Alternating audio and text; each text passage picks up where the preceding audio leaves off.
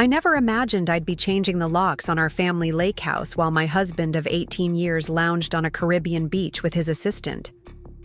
No wife does, yet there I was, hands shaking as I watched the locksmith replace the final deadbolt, knowing that when Mark returned from his business conference with Rebecca, they'd find themselves locked out of the property his family had owned for generations, the same property where, unbeknownst to me, they'd been spending romantic weekends while I managed our children's busy lives and our family's financial future.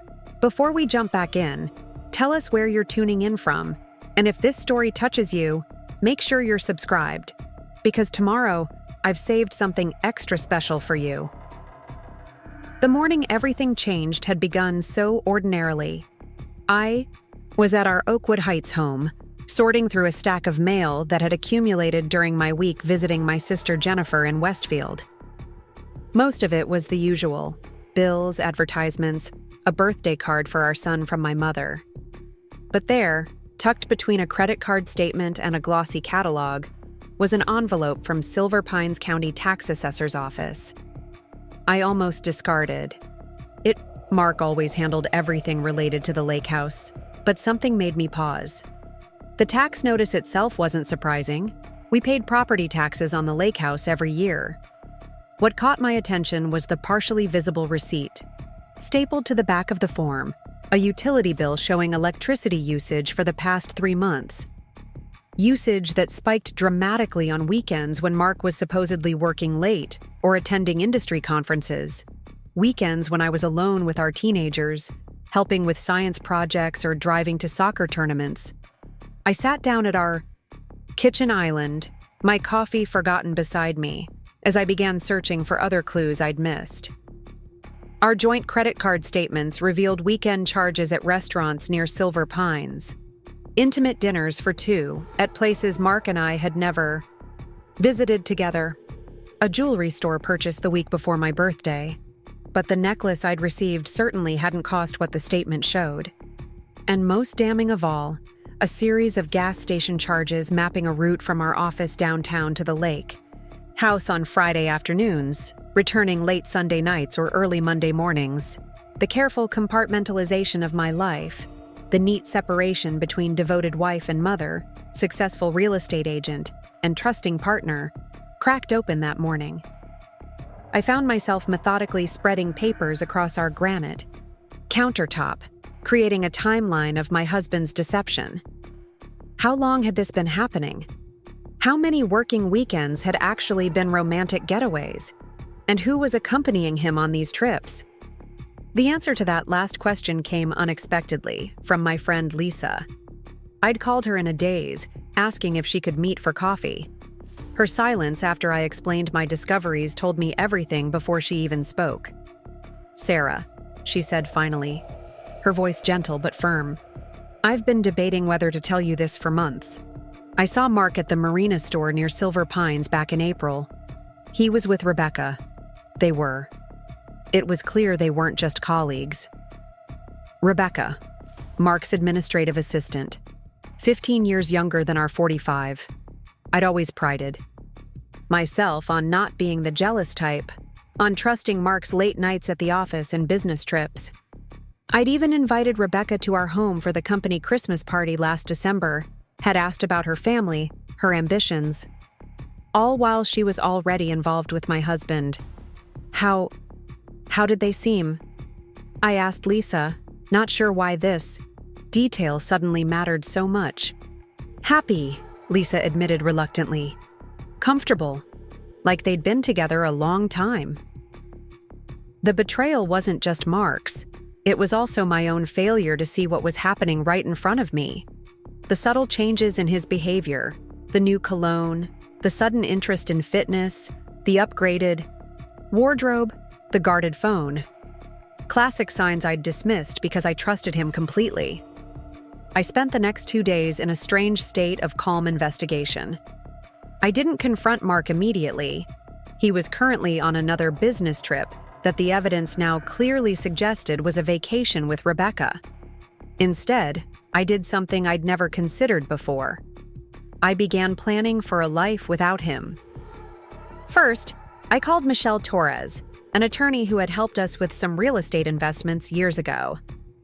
I explained the situation without emotion, as if discussing a client's problem rather than my own crumbling marriage.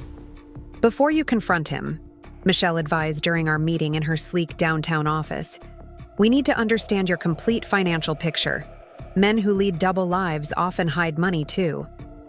She was right. With Michelle's guidance, I began gathering documents: investment accounts, property deeds, retirement funds, insurance policies.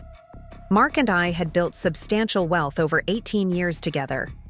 My real estate career had taken off just as his construction business expanded, and we'd made smart investments with the guidance of our financial advisor, David Chen. The call to David was difficult. He had been our advisor for over a decade, had helped us plan for our children's college funds, had celebrated investment milestones with champagne in his office.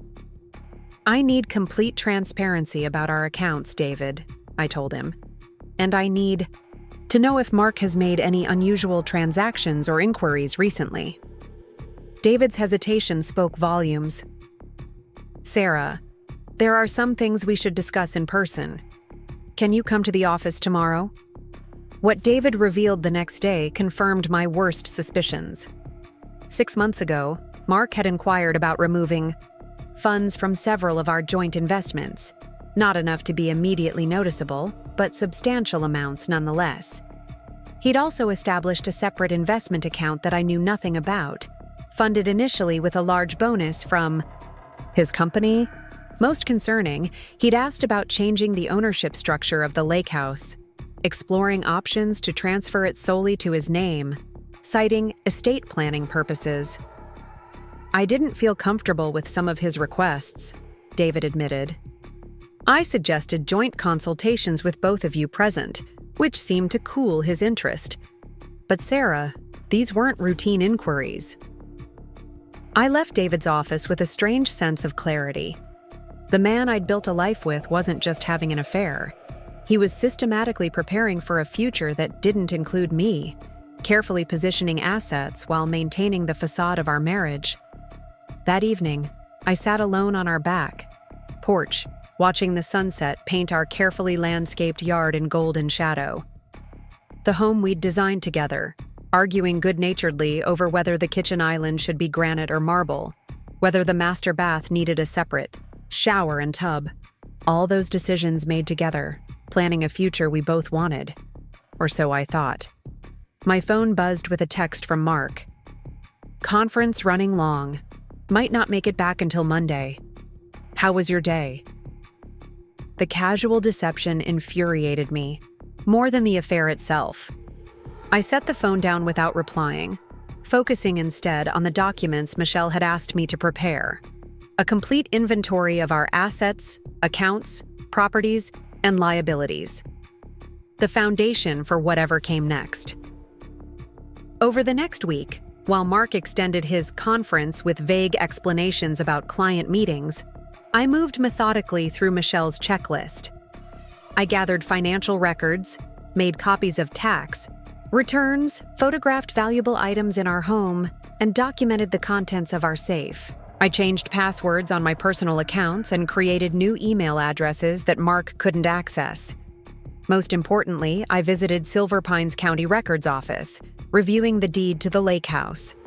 The property had been in Mark's family for generations, gifted to us by his parents as a wedding present with the understanding that it would stay in the family. What the records revealed, however, was that 5 years ago, when we refinanced our primary residence, we had used some of the equity to renovate the lake house extensively, adding my name to the deed in the process. The lake house was legally half mine, a fact that Mark had apparently forgotten in his planning. The most difficult part was maintaining normalcy with our children. At 17 and 15, they were absorbed in their own lives, friends, sports, college applications. For our daughter, driver's permit excitement for our son. I didn't want to disrupt their world until I had to, didn't want to force them to take sides in a battle they didn't create. When Mark finally returned home, tanned and oddly energetic for someone who'd spent a week in conference rooms, I was prepared. I didn't confront him immediately. Michelle had advised against emotional confrontations until our strategy was in place. Instead, I observed him with new awareness, noting how he carefully charged his phone in his home office rather than on his nightstand, how he took calls in the backyard, how his eyes rarely met mine during conversation. "We should visit the lake house next weekend," I suggested casually over dinner. "It's been months since we went as a family." Mark's fork paused halfway to his mouth, just for a moment, so brief anyone else might have missed it. "I have meetings on Friday, and Jamie has that soccer tournament, remember? Maybe the following weekend?" Another deflection. Another weekend he'd already planned to spend with Rebecca. I simply nodded and changed the subject, asking our daughter about her college application essays. Preparing and narrating this story took us a lot of time, so if you are enjoying it, subscribe to our channel. It means a lot to us. Now back to the story. That night, I lay awake beside him, listening to his even breathing, wondering how someone could live such a complete lie. The next morning, I called the locksmith and made an appointment to meet him at the lake house the following day, a Tuesday, when I knew Mark would be occupied with a major project review. The drive to Silver Pines was beautiful as always, the road winding through forests just beginning to show hints of autumn color. I'd always loved this drive, anticipating peaceful weekends by the water. Now, each familiar landmark felt like a milestone in Mark's betrayal. The rustic coffee shop where his credit card had been charged multiple times, the farm stand where he'd apparently bought flowers, the marina where Lisa had seen them together. The lake house looked different to me now. I noticed signs I'd missed before. Unfamiliar wine glasses in the cabinet, a throw blanket I'd never purchased draped over the sofa, subtle changes in furniture arrangement. In the master bedroom, I found the evidence I wasn't sure I wanted. Long blonde hairs on a pillow, a woman's earring under the nightstand, expensive face cream in the bathroom cabinet, the kind I knew Rebecca used because I'd complimented her on her skin at last year's holiday party. I moved through the house methodically, gathering Rebecca's belongings and placing them in a box. Not to destroy or discard, I wasn't interested in petty revenge, but to make it clear I knew exactly what had been happening. I placed the box in the garage, then met the locksmith and authorized the changing of every lock. I also called a security company and arranged for a new alarm system with camera monitoring, providing only my phone as the contact number. Before leaving, I left a note on the kitchen counter, not an emotional outburst, but a clear message. "I know about Rebecca. I know about the weekends here. I know about your financial maneuvering.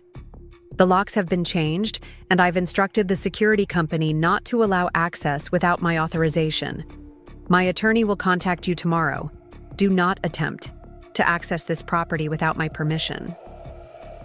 On the drive back to Oakwood Heights, I called Jennifer and asked if the kids and I could stay with her for a few days. "I'll explain when we get there," I told her, knowing she would understand the seriousness of my request without details. That evening, I sat my children down in our living room and told them as gently as possible that their father and I were separating. I didn't share details about the affair, just explained that we had discovered we wanted different futures. They were shocked, hurt, confused, but also more perceptive than I'd expected. "Is this about Dad and that woman from his office?" my daughter asked quietly. The question stunned me. "You knew?" She exchanged a glance with her brother. "We saw them together at the mall during spring break. Dad said they ran into each other while shopping for a client gift, but it seemed weird." My heart broke all over again, realizing my children had been carrying this knowledge, unsure whether to tell me. "I'm so sorry you've been caught in the middle of this," I told them, holding their hands. "This isn't your fault, and your relationship with your father won't change. But yes, your dad has been involved with someone else, and I've decided I deserve better than that."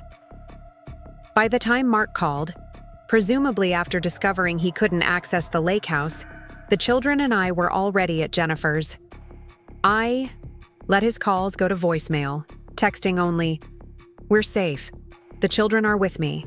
Please communicate through Michelle Torres from now on. Her office will contact you tomorrow." His response was a barrage of texts, alternating between anger about the lake house, demands to know where we were, and sudden concern about the children. I silenced my phone and focused on helping my kids settle into Jennifer's guest rooms. The following weeks were a blur of legal meetings, financial discussions, and emotional processing. Michelle was a godsend, calmly guiding me through the complexities of untangling 18 years of marriage. Working with David, we documented every asset, account, and property, creating a complete picture of our financial entanglement. What emerged was both disturbing and empowering. Mark had indeed been planning his exit, gradually positioning assets and exploring ways to shield money.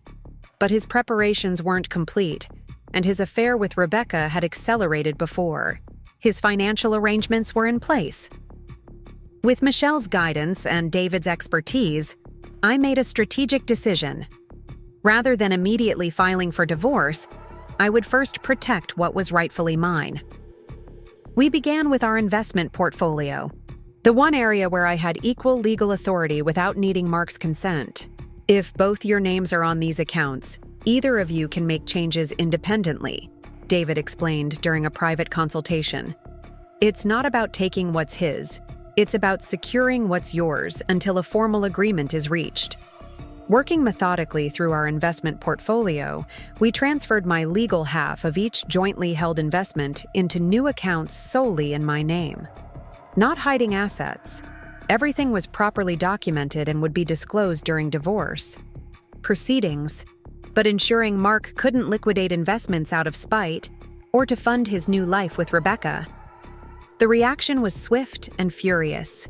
Mark's attorney, a Shark Tank litigator from a downtown firm, sent threatening letters demanding immediate restoration of all accounts. Michelle responded with calm precision, documenting Mark's own attempts to shield assets and providing evidence of his affair, including photographs from the lake house security cameras showing him trying to enter with Rebecca the weekend after. I changed the locks. The most satisfying moment came when I finally agreed to meet Mark face-to-face at Michelle's office. Gone was the confident, controlling man who had dismissed my career as your little real estate hobby, while I quietly out-earned him for the past 5 years.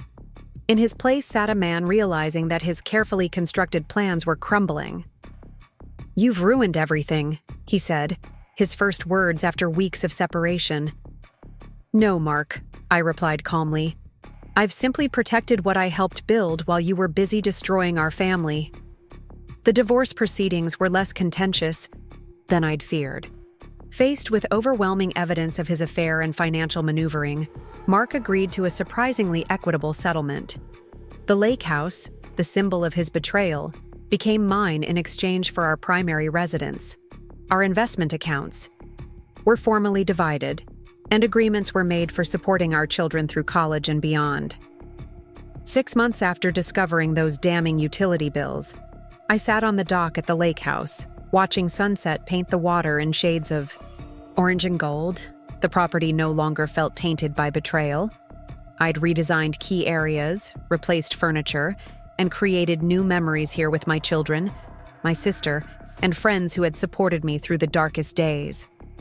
My phone buzzed with a text from Lisa, checking if we were still on for our weekend plans. She and several friends were joining me for what had become a monthly women's retreat at the lake. I smiled as I confirmed, then set my phone aside to simply enjoy the moment. The path forward hadn't been easy.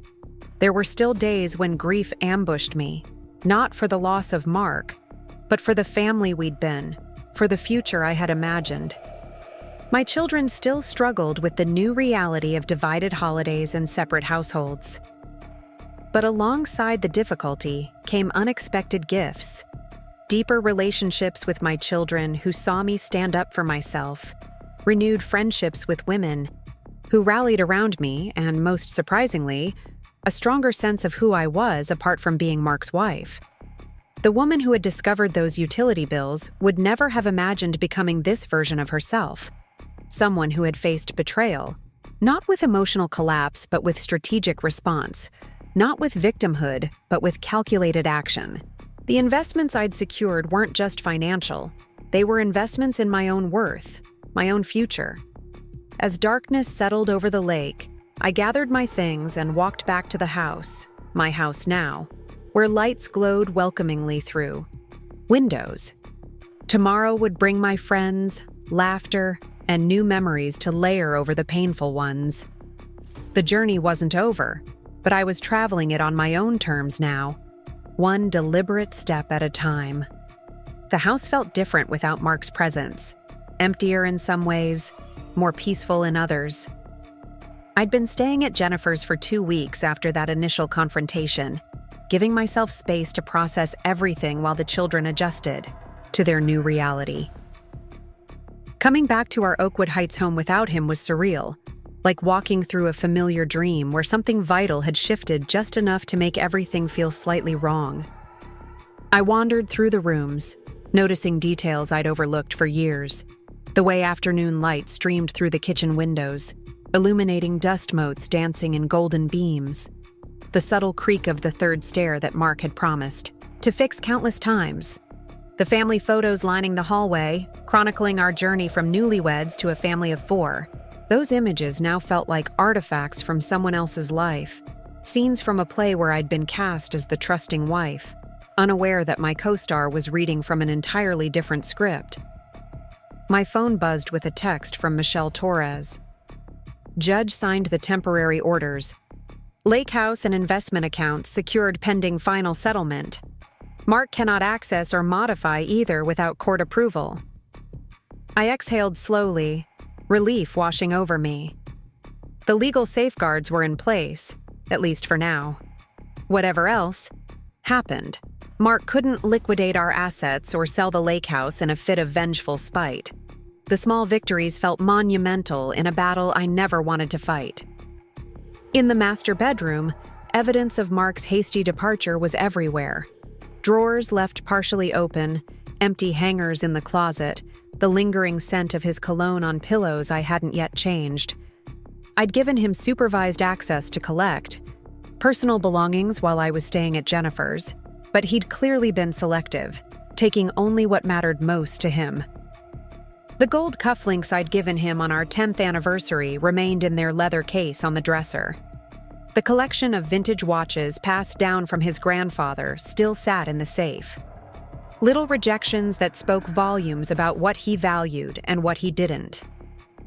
My daughter Jamie found me sitting on the edge of the bed, staring at the wedding photo on the nightstand. A younger version of myself gazing adoringly at Mark, both of us glowing with happiness and certainty about the future we would build together. "Mom?" she said softly from the doorway. "Are you okay?" I quickly wiped away tears I hadn't realized were falling. "Just having a moment, sweetheart. It happens." Jamie crossed the room and sat beside me, her teenage frame still somehow childlike in moments of vulnerability. "I found these in the family room," she said, holding out a stack of credit card statements. They were stuffed behind Dad's collection of architecture books. My heart sank as I took the papers from her, already suspecting what I'd find. More evidence of Mark's secret life with Rebecca. Charges from boutique hotels in neighboring cities, restaurants far from his supposed business meetings, even a weekend spa retreat just 3 weeks after my father's funeral, when Mark had claimed to be visiting a potential client in Denver. "You shouldn't have to deal with this," I told Jamie, trying to shield her from the sordid details of her father's betrayal. "I'm not a child, Mom," she replied with surprising firmness. "I'm 17, and I deserve to understand what's happening to our family." She paused, her eyes, so like her father's, meeting mine directly. "Dad called me yesterday. He wants me and Tyler to meet Rebecca this weekend. Says she's important to him and will be part of our lives moving forward." The audacity stole my breath. Just weeks after being discovered, Mark was already trying to normalize his relationship with Rebecca, to insert her into our children's lives as if she were a natural addition rather than the woman who had helped destroy their parents' marriage. "What did you tell him?" I asked carefully, not wanting to put Jamie in the middle but needing to know her response. "I told him I had a calc test to study for," she said with a small, sad smile. "Tyler said he had a gaming tournament. We're not ready, and Dad doesn't get to decide when we are." I wrapped my arm around her shoulders, overwhelmed with pride at her maturity, and heartbroken that she needed to display it in such circumstances. "You and Tyler set your own boundaries. With your father. That's healthy and completely appropriate." That night, after the children were asleep, I sat at the kitchen island with a glass of wine and my laptop, continuing the painstaking process of documenting our financial history. Michelle had emphasized the importance of creating a complete picture, not just of our current assets, but of our contributions over time. Mark had always positioned himself as the primary breadwinner, the financial backbone of our family, despite the fact that my real estate career had flourished over the past decade, often providing more stability than his construction business with its feast or famine cycles. The spreadsheets told a story different from the one Mark had crafted. My income had funded the children's private school tuition for the past 5 years. My commissions had paid off the home equity loan we'd taken for the lake house renovations. My careful management of our household budget had allowed us to weather economic downturns that hit the construction industry particularly hard. Yet Mark had consistently minimized these contributions, referring to real estate as my passionate hobby when speaking to friends, suggesting my success was due to my natural charm rather than business acumen, taking credit for investment decisions I had initiated.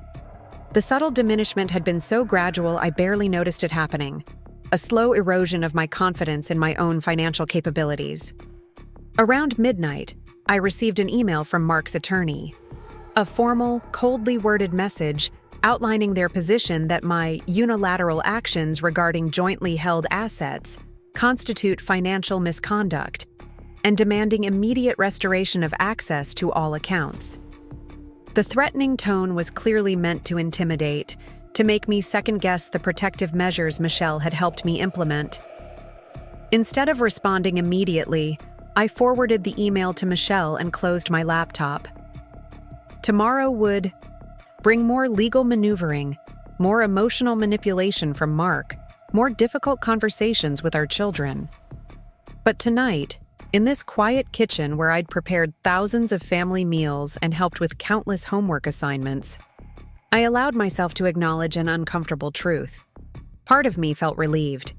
The constant vigilance of maintaining a marriage with someone who had one foot permanently out the door, though I hadn't recognized it at the time, had been exhausting. The energy spent interpreting Mark's moods, anticipating his needs, making excuses for his absences, all while managing my career and raising our children, had drained something essential from me. In the midst of this painful upheaval, moments of strange liberation were emerging.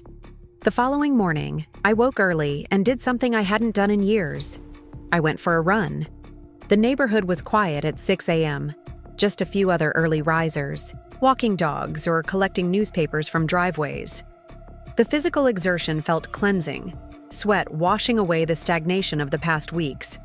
By the time I returned home, cheeks flushed and breathing hard, I felt more centered than I had since discovering those damning utility bills.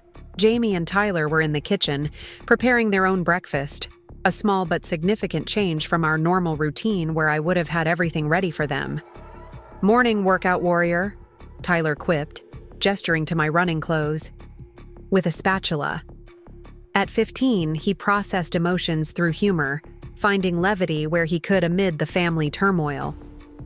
"Just trying something new," I replied, pouring myself a glass of water. "How did you two sleep?" "Better than at Aunt Jen's," Jamie admitted. "Her guest beds are like sleeping on concrete."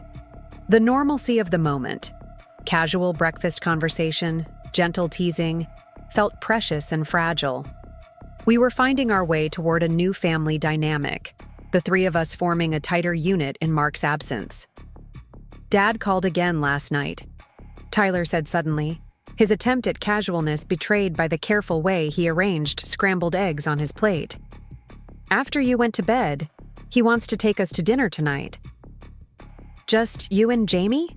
I clarified, keeping my tone neutral despite the surge of anxiety. Just us, Jamie confirmed. No Rebecca, he promised. I nodded slowly. If you want to go, that's completely fine. Your relationship with your father is separate from what's happening between him and me. They exchanged a glance, that silent, sibling communication that had always fascinated me. We think we should, Jamie said finally. At least hear what he has to say. I think that's wise, I agreed, though part of me wanted to shield them from whatever justifications or manipulations Mark might attempt. Just remember, you don't have to accept his version of events, and you don't have to respond to anything. That makes you uncomfortable. After breakfast, while the kids finished getting ready for school, I called David Chen.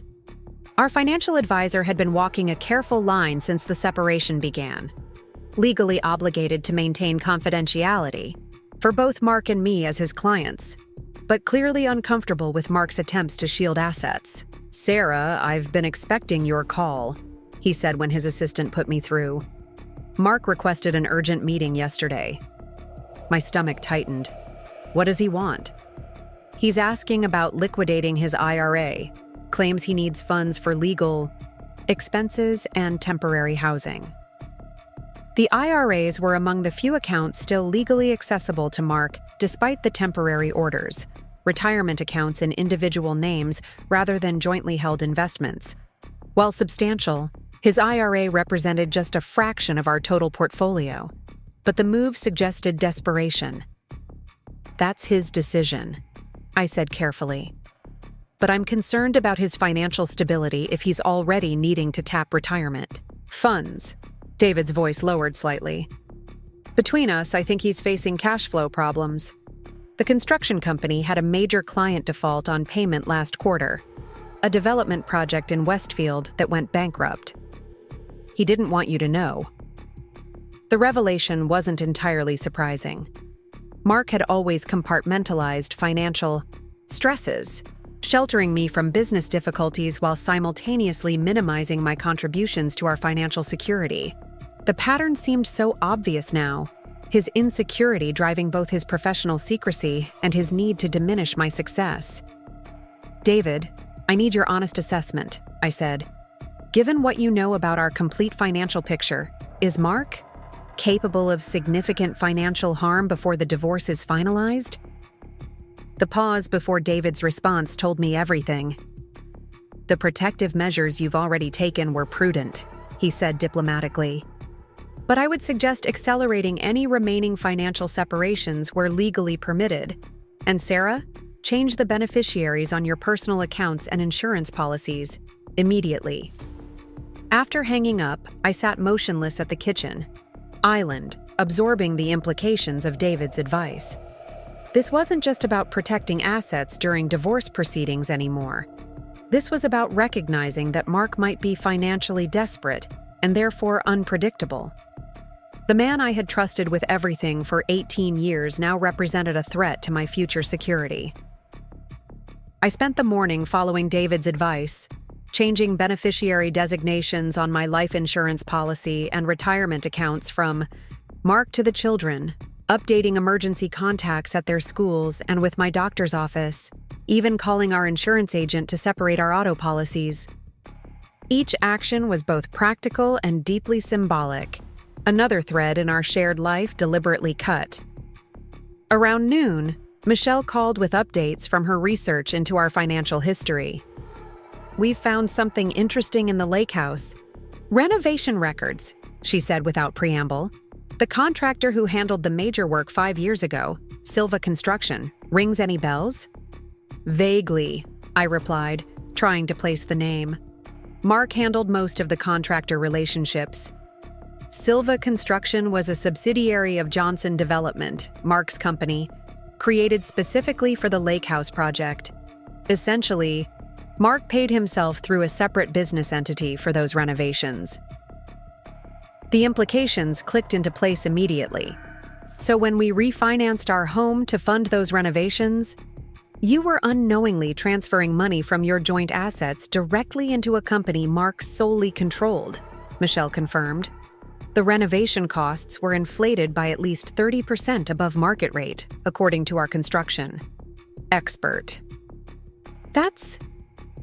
I struggled to find words adequate to describe this level of financial manipulation. Potentially fraudulent, Michelle supplied, especially since your name wasn't on the lake house deed at that point. Mark added your name to the deed only after using your joint equity to fund improvements through his company. The revelation left me reeling. While I'd been running our household, raising our children, and building my real estate career, Mark had been orchestrating financial maneuvers designed to benefit himself at my expense. Years before Rebecca entered the picture, years before our marriage visibly began to falter. What does this mean for the divorce proceedings? I asked, trying to focus on practical implications rather than the emotional gut punch. It gives us significant leverage, Michelle explained. These kinds of financial manipulations don't play well before judges, especially in conjunction with infidelity. Mark's attorney knows this, which explains the aggressive posturing in last night's email. They're worried. After ending the call, I drove to my real estate office, needing the normalcy of work to anchor me amid the turbulence of these revelations. My business partner, Alicia, had been handling most of our client load during my personal crisis, but I'd recently begun easing back into work, finding solace in the familiar routines of property showings and contract negotiations. "You have a visitor," Alicia told me when I arrived, her expression carefully neutral. "Conference room B, been waiting about 20 minutes." I approached the conference room with caution, half expecting to find Mark or his attorney waiting to ambush me with some new demand. Instead, I found Rebecca Taylor, looking considerably less polished than she had at our last company holiday party. Dark circles shadowed her eyes, and her normally immaculate blonde hair was pulled back in a hasty ponytail. "Rebecca," I said, remaining in the doorway rather than entering fully. "This is inappropriate." "I know," she admitted, her voice smaller than I remembered. "But I needed to talk to you directly, without lawyers or Mark." Against my better judgment, I closed the door behind me and took a seat across from her, maintaining careful distance. "I can't imagine what you think we have to discuss." Rebecca twisted her hands together on the table, a nervous gesture I'd never observed in her typically confident demeanor. "I want you to know I never meant for things to happen this way. Mark told me your marriage was essentially over, that you were staying together only for the children's sake until they finished high school. The familiar lie of the unfaithful spouse, claiming a failing marriage to justify infidelity. And you believed that while watching me host dinner parties where you were a guest. While accepting Christmas gifts I personally selected for you." Her gaze dropped to the table. "I know how it sounds, but Mark can be very convincing when he wants something." "What exactly do you want from this conversation, Rebecca?" I asked, struggling to maintain my composure. "Absolution? Understanding? Because I don't have either to offer you right now." "I want to warn you," she said, finally meeting my eyes directly. "Mark isn't who you think he is, who I thought he was. When you changed the locks on the lake house, when you restricted his access to the investment accounts, he became someone else, calculating, cold. A chill ran through me despite the warm office. Has he threatened you?" "Not directly," Rebecca said carefully, "but he's made comments about getting even, about making sure you pay for what you've done." At first, I thought it was just anger talking, but she hesitated, seeming to weigh her next words. "Last week, I found him going through my personal emails on my laptop. When I confronted him, he said he was gathering insurance in case things got messy with you." The warning signs were accumulating rapidly. Mark's financial desperation, his attempts to access retirement funds, and now this apparent search for leverage against both Rebecca and me. The man I'd married, who had once carried our daughter to the emergency room in the middle of the night when her asthma flared, who had taught our son to ride a bike with endless patience, was revealing himself to be someone capable of calculated cruelty. "Why are you telling me this?" I asked Rebecca, still uncertain of her motivations. "Because I'm ending things with Mark," she replied simply. "Because whatever he told me about your marriage was clearly a lie.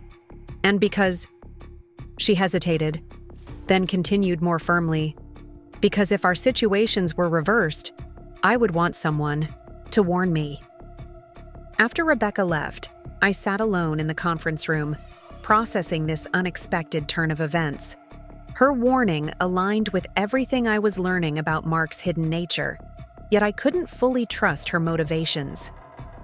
Was this genuine concern, or an attempt to position herself more favorably once the affair became public knowledge in our relatively small community? I called Michelle immediately, relaying the conversation and asking her advice on whether to take Rebecca's warning seriously. "Document everything," she said without hesitation.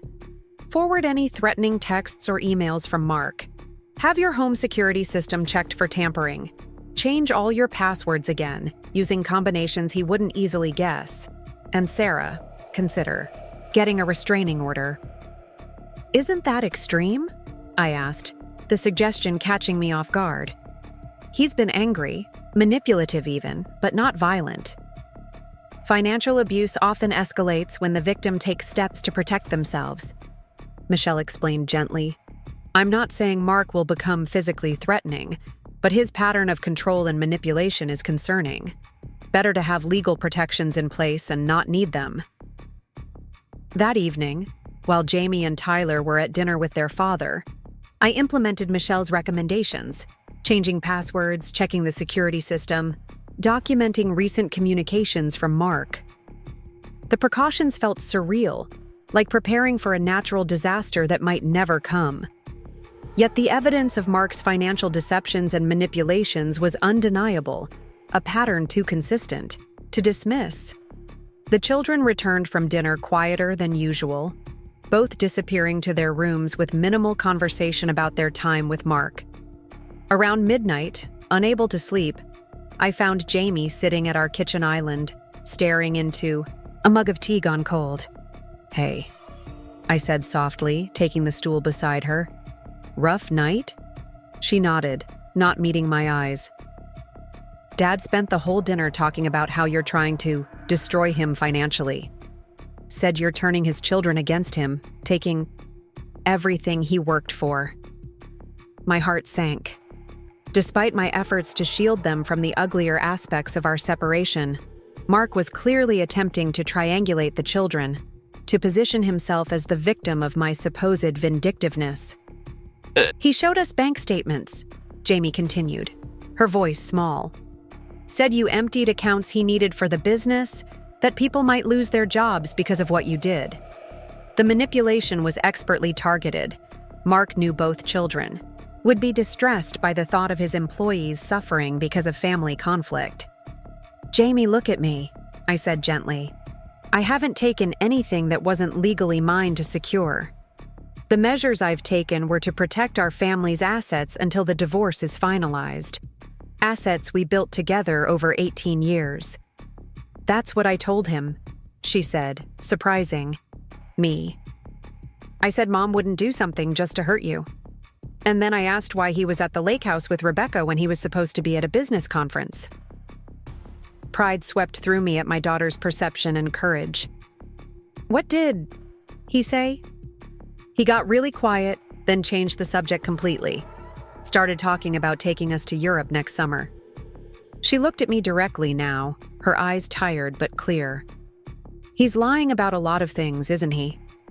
I chose my words carefully, balancing honesty with appropriate boundaries. "Your father is under a lot of pressure right now, some of it of his own making. He's not being his best self." "Mom," Jamie said with the exasperated tone teenagers reserve for adults who are stating the obvious, "he cheated on you, lied about it, and now he's trying to make us think you're the bad guy. You don't have to protect him with us." The maturity. in her assessment nearly undid me. "I'm trying to protect you, not him," I admitted. "You and Tyler deserve relationships with both your parents, without feeling caught in the middle of adult problems." "We're already in the middle," she pointed out with irrefutable logic. "Pretending we're not just makes it worse." We sat in silence for a moment, this new understanding between us both comforting and bittersweet. My daughter was seeing her father clearly, perhaps for the first time, not as the infallible parent of childhood, but as a flawed human capable of significant mistakes and manipulations. It was a necessary transition toward adult understanding, but one I had hoped would come more gradually, without the trauma of family dissolution. "There's something else," Jamie said finally. "Rebecca was there for part of dinner. She waited in the car, but Dad insisted on introducing us before we left. Said she's important to him and will be part of our lives." Despite his explicit promise to the contrary, Mark had forced the introduction I'd specifically asked him to delay until the children were ready. Another boundary crossed, another trust broken. "How do you feel about that?" I asked, focusing on Jamie's experience rather than my own anger. She shrugged, attempting nonchalance, though her tension was visible. She seemed uncomfortable, like she didn't want to be there either. She barely said anything, just smiled a lot and told us it was nice to finally meet us properly, as if we hadn't met her at company parties before. The awkwardness of the situation, Rebecca meeting her lover's children while they were still processing their parents' separation, struck me as emblematic of Mark's self-centered approach to the entire situation. His desires trumped everyone else's needs, including those of the woman for whom he'd upended multiple lives. "I'm sorry that happened," I told Jamie. "Your father should have respected your timeline for meeting Rebecca in this new context." "It's not your fault," Jamie said, resting her head briefly on my shoulder in a rare moment of teenage physical affection. "None of this is." As she headed upstairs to bed, leaving me alone in the quiet kitchen, her parting words lingered. "None of this is your fault." Simple words that contradicted the doubt that had plagued me since discovering Mark's betrayal, the nagging question of what I could have done differently, how I might have prevented our family's unraveling. The next morning, I received a call from David Chen, his tone unusually urgent. "Sarah, Mark just left my office. He attempted to transfer his 401k to a new custodian, a firm I've never heard of based in the Cayman Islands." My breath caught.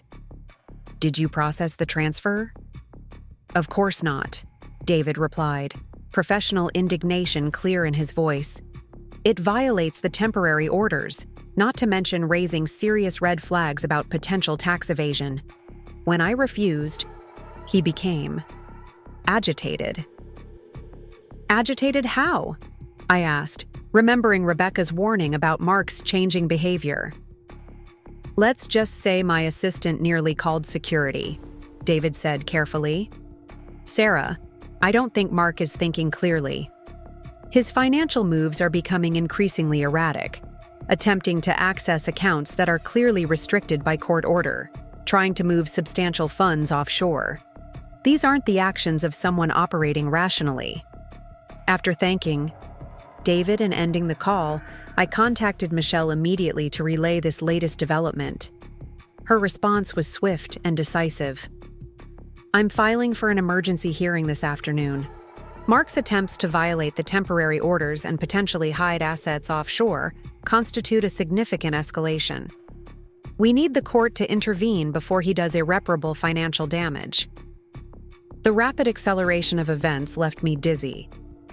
What had begun as a painful but relatively straightforward divorce was evolving into something more complex and potentially dangerous, not just financially, but perhaps personally as well, given Mark's increasingly unstable behavior. As I prepared to meet Michelle at the courthouse, I received a text from an unknown number. "Storage unit cleared out yesterday. Lake house next. Better check on what matters to you." The message was clearly from Mark, using a number I wouldn't recognize to circumvent my screening of his calls. The implied threat regarding the lake house sent a spike of anxiety through me, not for the property itself, which was legally protected by the court orders, but for the irreplaceable family belongings stored there.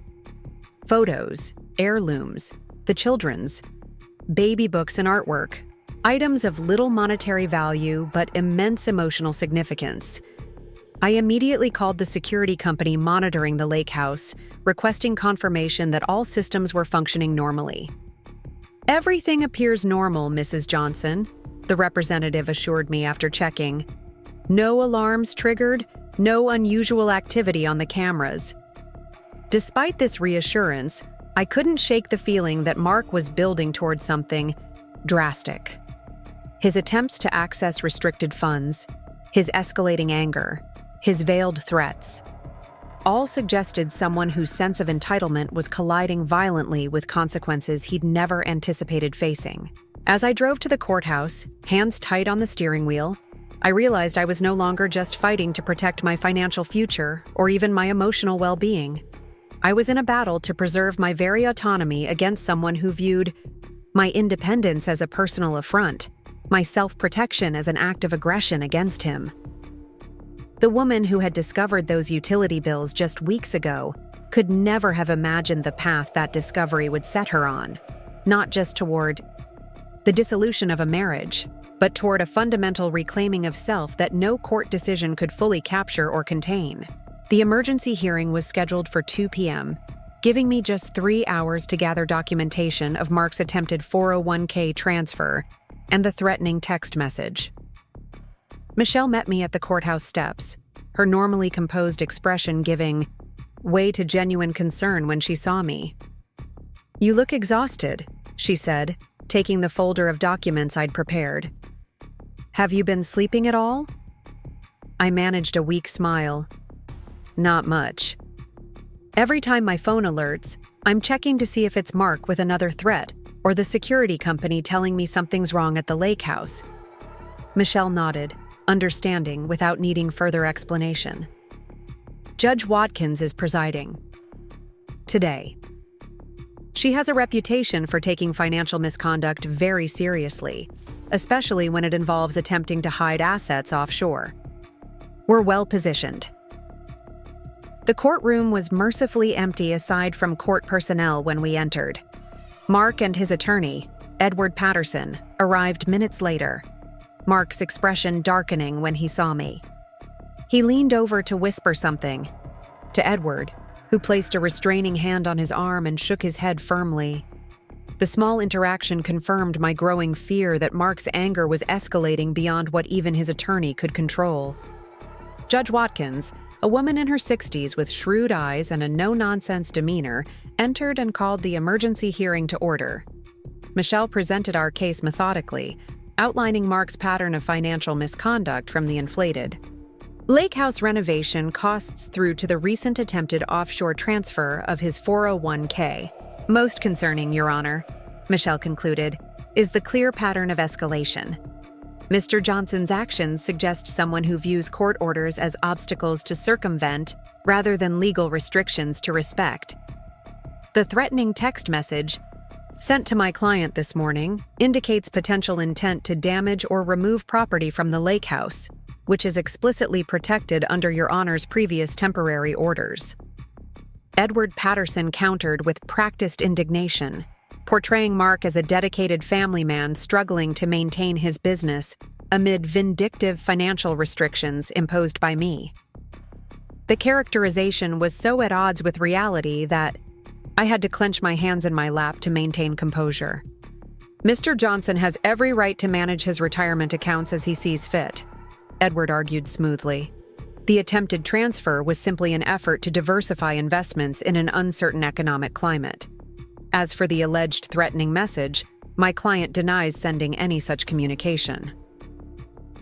Judge Watkins listened to both arguments without visible reaction, then asked to see the documentation Michelle had submitted. After reviewing the materials in silence, she looked up, her gaze moving between Mark and me with careful assessment. "Mr. Johnson," she addressed him directly, Your financial advisor has provided a sworn statement indicating that you became confrontational when denied access to transfer retirement funds offshore. This behavior, combined with the documented pattern of attempting to circumvent this court's orders, raises serious concerns about your compliance moving forward. Mark straightened in his chair, his jaw tight. Your Honor, I'm trying to protect my financial future while my wife systematically dismantles everything I've built. Judge Watkins held up a hand, silencing him. The court has already determined an equitable division of assets pending final divorce proceedings. Your attempts to transfer funds offshore, particularly to a jurisdiction known for banking secrecy, suggests intent to hide assets from proper distribution. She turned her attention to the threatening text message. Furthermore, while you deny sending this message, the timing and content suggest someone with specific knowledge of the case and the lake house property. After a moment of deliberation, Judge Watkins issued her ruling.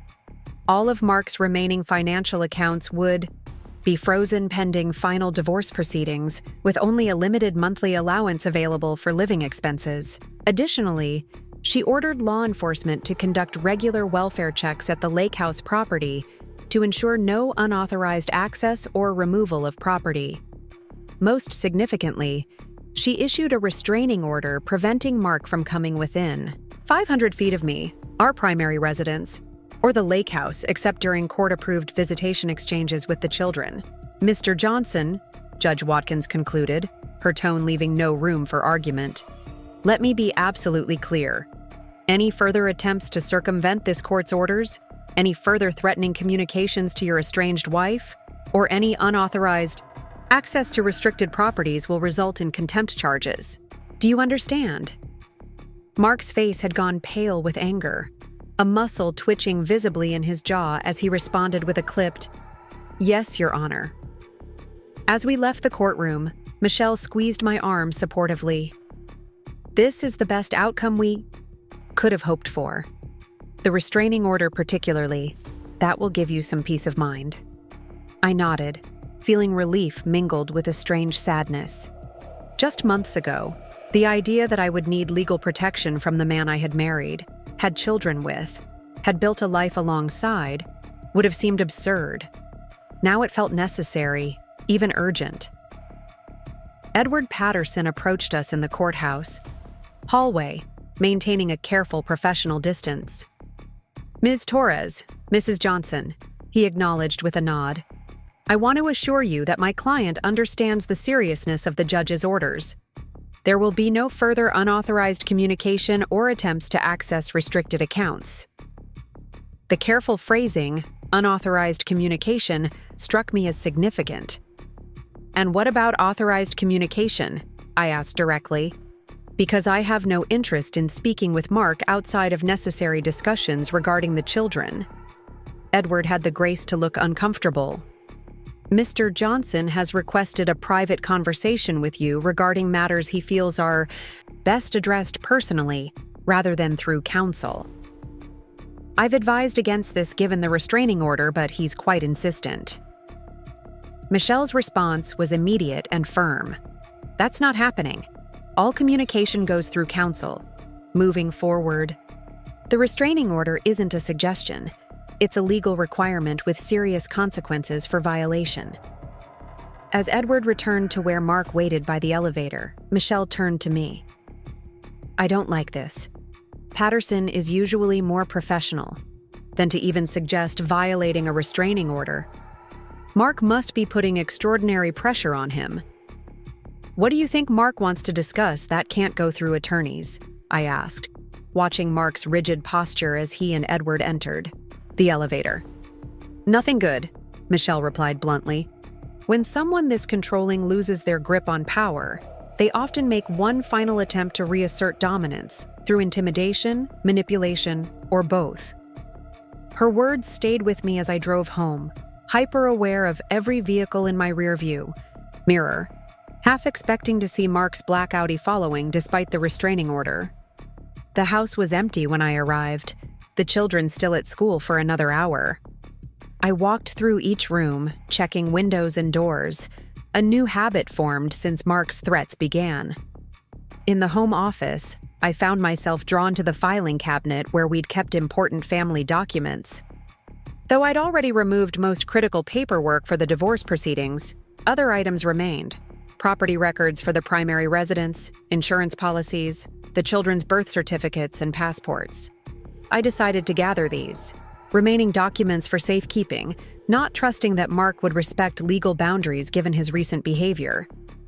As I sorted through the files, a manila envelope labeled Lake Property, Original Deed caught my attention. I was certain I'd already provided the lake house deed to Michelle, yet here was another copy. Opening it, I discovered not a duplicate, but the actual original deed from when the property had first come into Mark's family, dated 1952, and naming Mark's grandparents as the original owners. What struck me as odd was a handwritten notation. In the margin, mineral rights reserved under separate agreement, see addendum. No such addendum was attached, nor had Mark ever mentioned mineral rights associated with the lake house property.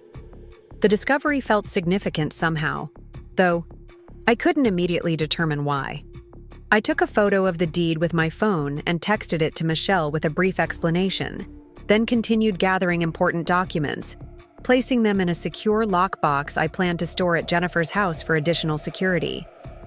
When Jamie and Tyler arrived home from school, I was in the kitchen preparing dinner, trying to maintain normal routines despite the day's events. They entered cautiously, clearly sensing the lingering tension from the emergency hearing. "How was school?"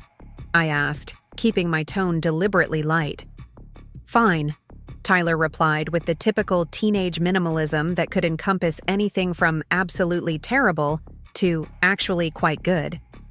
Jamie was more direct. "Dad called me right after last period. He sounded really angry. Something about a court hearing?" I set down the knife I was using to chop vegetables, giving them my full attention. "Yes, there was an emergency hearing. Today.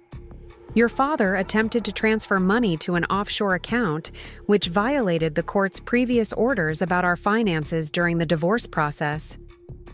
He said you're trying to bankrupt him," Tyler added quietly. "That you convinced a judge to freeze all his money so he can't even pay rent. The manipulation was so transparent, it would have been laughable if it weren't so damaging to the children." "That's not accurate," I explained carefully. "The judge ordered that certain accounts remain untouched until our divorce is finalized, with provisions for living expenses. This happened because your father tried to move money where American courts couldn't access it, which is against the law during divorce proceedings." Jamie studied my face with the perceptiveness that sometimes made me forget she was still a teenager. "There's more, isn't there? Something you're not telling us." I hesitated, weighing how much to share. They deserved honesty, but I was still trying to shield them from the worst of Mark's behavior. "The judge also issued a restraining order," I admitted finally. "Your father sent some concerning messages that the judge felt warranted legal protection." "A restraining order?" Tyler's eyes widened. "Like because he threatened you?" "It's a precautionary measure," I said, downplaying the situation, though Michelle's warnings echoed in my mind. Sometimes during divorces, emotions run high and people say things they don't mean. The restraining order helps ensure everyone stays calm and communicates appropriately through lawyers. Jamie wasn't fooled by my diplomatic framing. "He threatened you, didn't he? That's why you've been checking the doors and windows every night. Why you jumped when your phone rang during dinner yesterday." The perceptiveness of children, especially teenagers, was both a blessing and a curse. They noticed far more than adults gave them credit for, piecing together fragments of adult tension into surprisingly accurate assessments. "Your father is struggling right now," I said carefully. "His emotions are affecting his judgment. The restraining order is just to give everyone some space while the legal process continues." Tyler slammed his backpack onto the counter with unexpected force. "Stop treating us like little kids, Mom. Dad's being a jerk, worse than a jerk. We know it, you know it. You don't have to keep making excuses for him." The outburst surprised me. Tyler had been quieter about the divorce than Jamie, processing his feelings internally rather than through conversation. "You're right," I conceded, recognizing that continued minimization was doing more harm than good. "Your father has made some concerning choices recently, including sending messages that could be interpreted as threatening. The restraining order is a legal protection that I hope won't be necessary for long." Our conversation was interrupted by my phone ringing, Michelle calling with an update that couldn't wait until morning. "Sarah, our researcher found something significant regarding that original lake house deed," she said without preamble. The mineral rights notation wasn't just a standard legal formality. There's a registered survey from 1983 indicating potential natural gas deposits on the northern portion of the property, with an estimated value that would have been substantial. Even then, the information took a moment to process. "Are you saying the lake house property might have valuable natural gas deposits?" "More than might, almost certainly does, based on subsequent geological surveys of the region. The question is whether..." Mark knew about this when he tried to transfer the property solely to his name before your refinancing arrangement added you to the deed. The implications were staggering. If Mark had known about potential natural gas value on the property and deliberately attempted to keep it solely in his name while using our joint home equity for improvements, it would constitute serious financial fraud. "How do we find out what he knew and when?" I asked, turning away from the kitchen where Jamie and Tyler were pretending not to listen while unloading the dishwasher. "I've filed a discovery request for all communications between Mark and any geological survey companies, mineral rights experts, or natural gas development corporations within the past decade," Michelle explained. "If he's explored development or sale of those rights, we'll find it." After ending the call, I found both children watching me with undisguised interest. "What's going on with the lake house?" Jamie asked directly.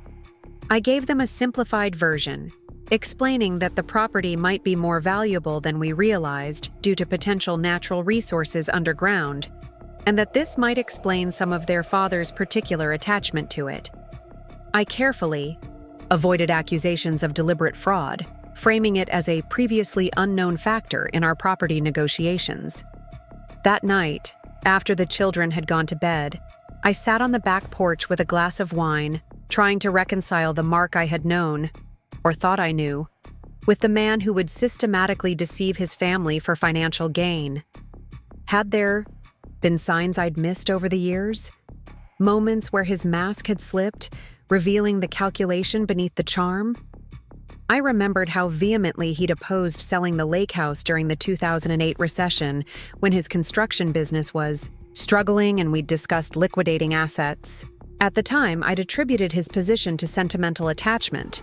The property had been in his family for generations, held childhood memories he wanted to pass down to our children. Now I wondered if financial strategy had masqueraded as nostalgia, if he'd known even then about the property's hidden value. My phone buzzed with a text from Lisa. "Checking in. How are you holding up after the hearing today?" The simple expression of concern brought unexpected tears to my eyes. Throughout this ordeal, friends like Lisa had shown up consistently, offering practical support and emotional anchoring when it felt like my life was spinning out of control. "Better than expected," I replied honestly. "Judge granted everything we asked for, including a restraining order, finding my footing one day at a time." Lisa's response was immediate. "Dinner at my place tomorrow night? The kids can hang out with Ben and watch movies. You need adult conversation that doesn't involve legal strategy." The invitation was exactly what I needed. A few hours of normalcy with trusted friends, away from the suffocating weight of divorce proceedings and financial investigations. Absolutely, we'll be there. As I prepared for bed, my phone buzzed again. An email notification from an address I didn't recognize. Mark J.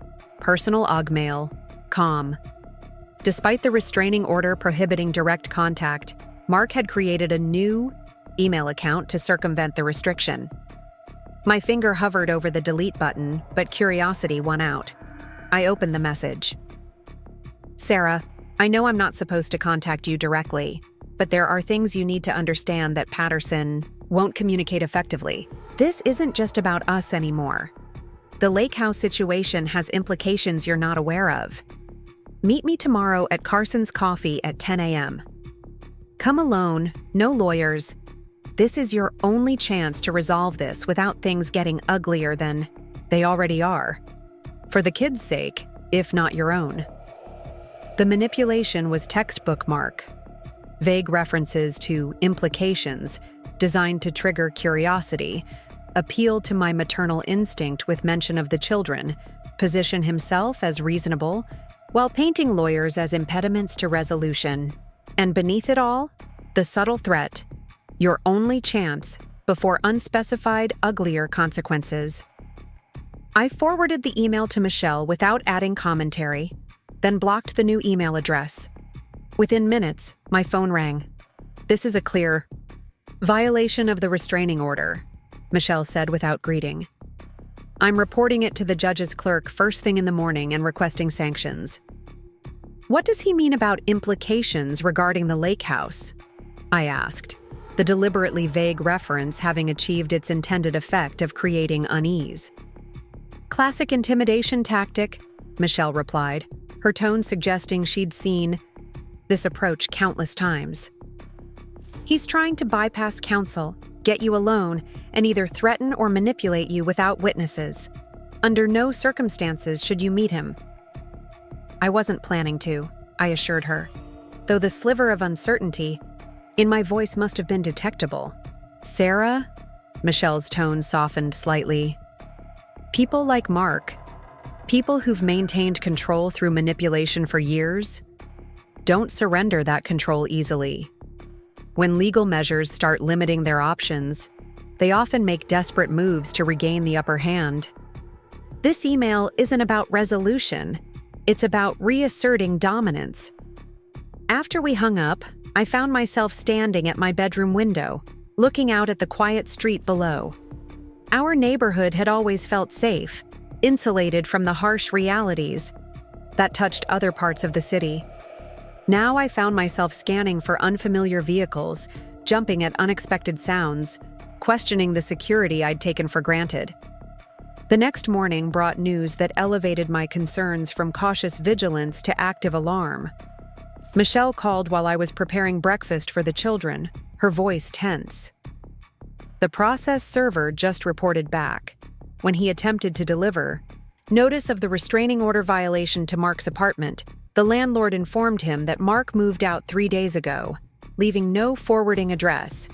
His attorney claims no knowledge of his current residence. The implications were immediate and disturbing. Mark had disappeared from his known address right around the time he'd attempted to transfer his retirement funds offshore, suggesting a coordinated plan rather than an impulsive reaction. What does this mean? I asked, moving away from the kitchen where Jamie and Tyler were eating breakfast before school. It means we notify the court that he's potentially fled, request that the restraining order be flagged in the law enforcement system, and accelerate the process to secure all remaining assets, Michelle replied. It also means you need to be extra vigilant about your personal safety and the children's whereabouts. The recommendation sent a chill through me. You think he might try to take the children? Michelle's hesitation spoke volumes before she carefully answered. It's unlikely, but not impossible. Mark has demonstrated increasing desperation and disregard for legal boundaries. Until we locate him, it's prudent to take additional security measures. Those measures included notifying the children's schools about the situation, restricting pickup authorization to me and Jennifer only, enabling location tracking on everyone's phones, and installing additional security cameras around our home. Each precaution felt both necessary and surreal, protective measures against the man who had once been the center of our family unit. Throughout the day, as I met with clients and showed properties, the weight of uncertainty pressed against my chest. Where was Mark? What was he planning? The not knowing created a constant low-grade anxiety that made it difficult to focus on normal work tasks. Around noon, David Chen called with another concerning development. "Sarah, I just received notification of an attempted wire transfer from one of Mark's business accounts, an account that should have been frozen per the court order, but apparently wasn't included in the documentation." "How much?" I asked, already dreading the answer. "Just under $200,000, David replied. The transfer was flagged by the bank due to the size and destination, an account in Panama. They've temporarily held the funds pending verification, which gives us a small window to get the court to explicitly freeze that account as well." I called Michelle immediately, relaying David's information while navigating afternoon traffic toward my next property showing. She promised to file an emergency petition to include the business account in the existing freeze order, but her tone suggested concern beyond just this particular financial maneuver. "Sarah, this pattern of behavior, disappearing from his known address, attempting to move substantial funds offshore, violating the restraining order, suggests Mark is implementing some kind of exit strategy. I don't want to alarm you unnecessarily, but I think we need to discuss additional security measures." "What kind of exit strategy?" I asked, though part of me already understood what she was implying. "In particularly contentious high asset divorces, we occasionally see a spouse attempt to flee the jurisdiction entirely, relocating to countries with limited extradition agreements and banking transparency. It's rare, but Mark's actions align with the preliminary steps we've observed in such cases.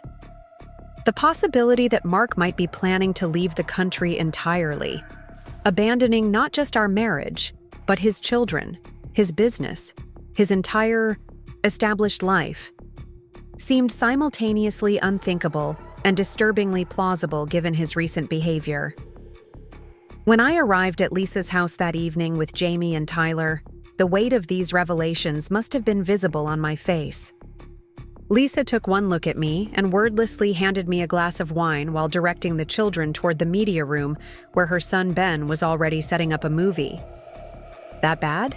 she asked quietly once we were alone in her kitchen. "Worse, maybe," I admitted, then shared a condensed version of the day's developments. "Michelle thinks he might be planning to leave the country to avoid financial responsibility and legal consequences." Lisa's expression shifted from concerned friend to fierce protector. "You're staying here tonight, all of you. The guest rooms are already made up, and I'm not taking no for an answer. If Mark is escalating like this, you shouldn't be alone in that house." The offer brought unexpected tears to my eyes, not just for the practical support, but for the reminder that despite the dissolution of my marriage, I wasn't facing this crisis in isolation. "Thank you," I managed, accepting both the refuge and the implicit understanding of my fear. Later that night, after the children had fallen asleep in Lisa's guest rooms, my phone buzzed with a text from an unknown number. "Final warning. The lake house property isn't what you think. Meet me tomorrow or deal with the consequences. Your choice." I showed the message to Lisa, who immediately called her brother-in-law, a detective with the local police department. He arrived within 20 minutes, taking the phone to document the threatening message and file an official report of the restraining order violation. "We'll ping the number, see if we can locate it," he explained, his manner professionally reassuring. "In the meantime, I've arranged for patrol cars to drive by your house and Ms. Martinez's residence at regular intervals tonight. Given the escalating nature of these communications, we're taking this very seriously." As he left, promising to update us with any developments, I found myself standing in Lisa's kitchen, staring out at the darkness beyond the windows. Somewhere out there, Mark was implementing whatever plan he'd constructed, moving pieces on a chessboard I couldn't fully see. "What happens now?" Lisa asked, setting a fresh cup of tea before me, the domestic normalcy of the gesture incongruous with the situation's growing tension. "I honestly don't know," I admitted, the uncertainty of the path ahead more frightening than any specific threat. But whatever Mark is planning, whatever he thinks he knows about the lake house property that I don't, I'm done being reactive. It's time to get ahead of this, whatever this turns out to be. The determination in my voice surprised even me, a clarity emerging from the fog of anxiety and betrayal that had clouded recent weeks. Mark had controlled the narrative for too long, positioning me as the reactive party responding to his moves. That dynamic needed to change, starting now. As if sensing my resolve, my phone buzzed with an email from Michelle. Researcher found something significant about the lake property, not just natural gas potential. Call me first thing tomorrow. This changes everything. I woke before dawn in Lisa's guest room, my mind racing despite the minimal sleep. The combination of Mark's threatening messages and Michelle's cryptic email about the lake house property had left me on edge, hyper-aware of every sound in the unfamiliar house. Rather than continuing the futile attempt at rest, I slipped quietly, downstairs to make coffee, careful not to wake Lisa or the children. The kitchen was bathed in the soft blue light of early morning as I checked my phone. 5:47 a.m., too early to call Michelle, but not too early to start making sense of the puzzle. Pieces that seemed to be accumulating around the lake house property. I pulled up county property records on my laptop, searching for any additional information about Silver Pines and the surrounding area that might explain Mark's desperate fixation and Michelle's discovery. A notification from the home security system interrupted my research. Motion detected on the front porch of our Oakwood Heights house. I clicked on the alert, heart pounding, and watched as the security camera footage revealed Mark attempting to use his key in the front door, then pounding on it when he realized the locks had been changed. The timestamp showed 5:23 a.m., less than 30 minutes ago. I immediately called the police non-emergency line, reporting the restraining order violation and sending them the security footage. The dispatcher assured me officers were being dispatched to the house, but the knowledge that Mark was actively trying to enter our home despite court orders sent a wave of cold fear through me. Lisa appeared in the kitchen doorway, wrapped in a robe and immediately alert despite the early hour. "What's happening?" "Mark tried to get into the house," I explained, showing her the security footage. "Police are on their way there now." She sat beside me at the kitchen island, her presence steadying. "You can't go back there. Not today. Maybe not until they find him and enforce the restraining order properly." "The children have school," I began, automatically thinking through practical concerns despite the situation. "Ben can drive them all in his car," Lisa countered. "They're safer here, and you know it. Let me help you, Sarah." The offer of continued sanctuary touched me deeply. Throughout my marriage, I'd prided myself on self-sufficiency, on managing family logistics without needing to burden others. That mindset, part of the careful dance of maintaining harmony with Mark's ego, was a luxury I could no longer afford. "Thank you," I said simply, accepting both the practical help and the implicit acknowledgement of danger. By 7 o'clock, I'd called Michelle and been redirected to her voicemail, notified the children's schools about their absence and the security situation, and received confirmation from the police that officers had found no sign of Mark at our house, but would continue periodic checks throughout the day. Jamie and Tyler appeared in the kitchen around 7:30, immediately sensing the tension despite my attempt at normalcy. "What's going on?" Jamie asked directly, her perceptiveness unchanged by sleep or unfamiliar surroundings. I explained the situation as factually and calmly as possible, that their father had attempted to enter our house in violation of the restraining order, that we would stay with Lisa for another day as a precaution, and that police were actively looking for him. Tyler's response surprised me. "He came to the lake house 2 nights ago," he said quietly. "I wasn't supposed to tell you." The revelation sent ice through my veins. "You've been to the lake house? When?" Tyler looked down, clearly uncomfortable. "Dad picked us up from school for lunch yesterday, said you knew about it." He took us to the lake house to collect some important papers from his office there. He made us promise not to mention it because it would just cause more drama with Mom. I struggled to control my reaction, not wanting to frighten the children further while processing this alarming information. Did he say what papers he was looking for? Did he take anything else from the house? Jamie joined the conversation, her expression a mixture of guilt and concern. He spent most of the time in the boathouse, not the main house. Said something about checking that his tools were still there, but he came out with a metal box. When Tyler asked what was in it, he said, "Just boring legal stuff," and changed the subject. The boathouse. A structure I rarely entered since neither Mark nor I were particularly interested in fishing or water sports. We kept the small aluminum boat primarily for guests who occasionally used it during summer visits. What could possibly be stored there? That would be valuable enough for Mark to risk violating the restraining order? "You're not in trouble," I assured both children, seeing their worried expressions. "Your father put you in an unfair position, and I'm not upset with either of you. But this is important information that I need to share with Michelle and the police." As if summoned by mention of her name, my phone rang with Michelle's caller, ID. I stepped into Lisa's living room for privacy before answering. "Sarah, I've been trying to reach you," Michelle began without preamble. "Our researcher made a significant discovery about the lake house property that explains Mark's fixation. It's not just natural gas potential. There's documented evidence of a small but commercially viable rare earth mineral deposit on the northern boundary of the property." "Rare earth minerals?" I repeated, unfamiliar with the term. "Elements. Used in manufacturing high-tech components, smartphones, electric vehicles, wind turbines.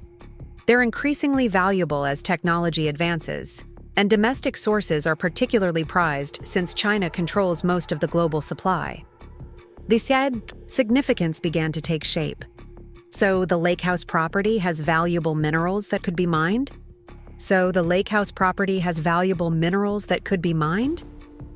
Potentially worth millions depending on the deposit size and mineral concentration," Michelle confirmed. "And here's the crucial part.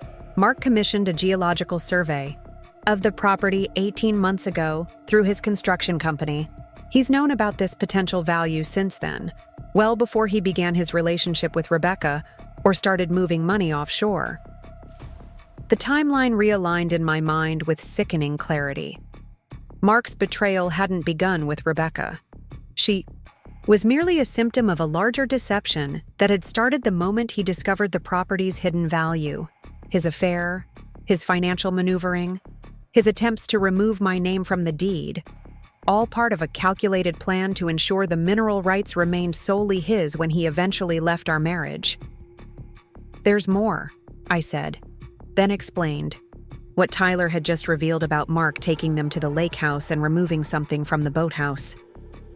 Michelle's response was immediate and urgent.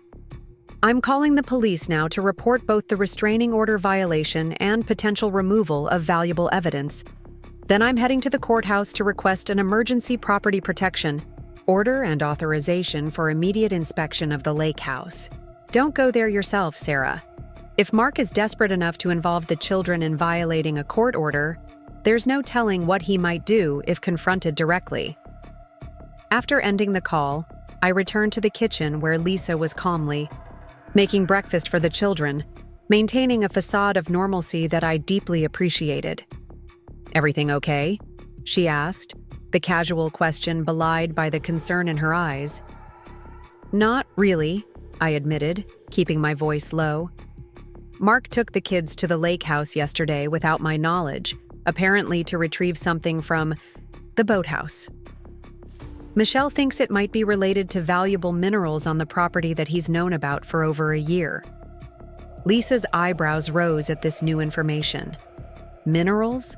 Like gold?" "Rare earth elements, used in technology manufacturing. Potentially worth millions, according to Michelle." I glanced at the children, engaged in conversation with Lisa's son Ben at the breakfast table. "I need to go to the lake house, see what he took." "Absolutely not," Lisa countered immediately. If what you're saying is true, Mark has been planning this for over a year. You have no idea what he might do if he's cornered.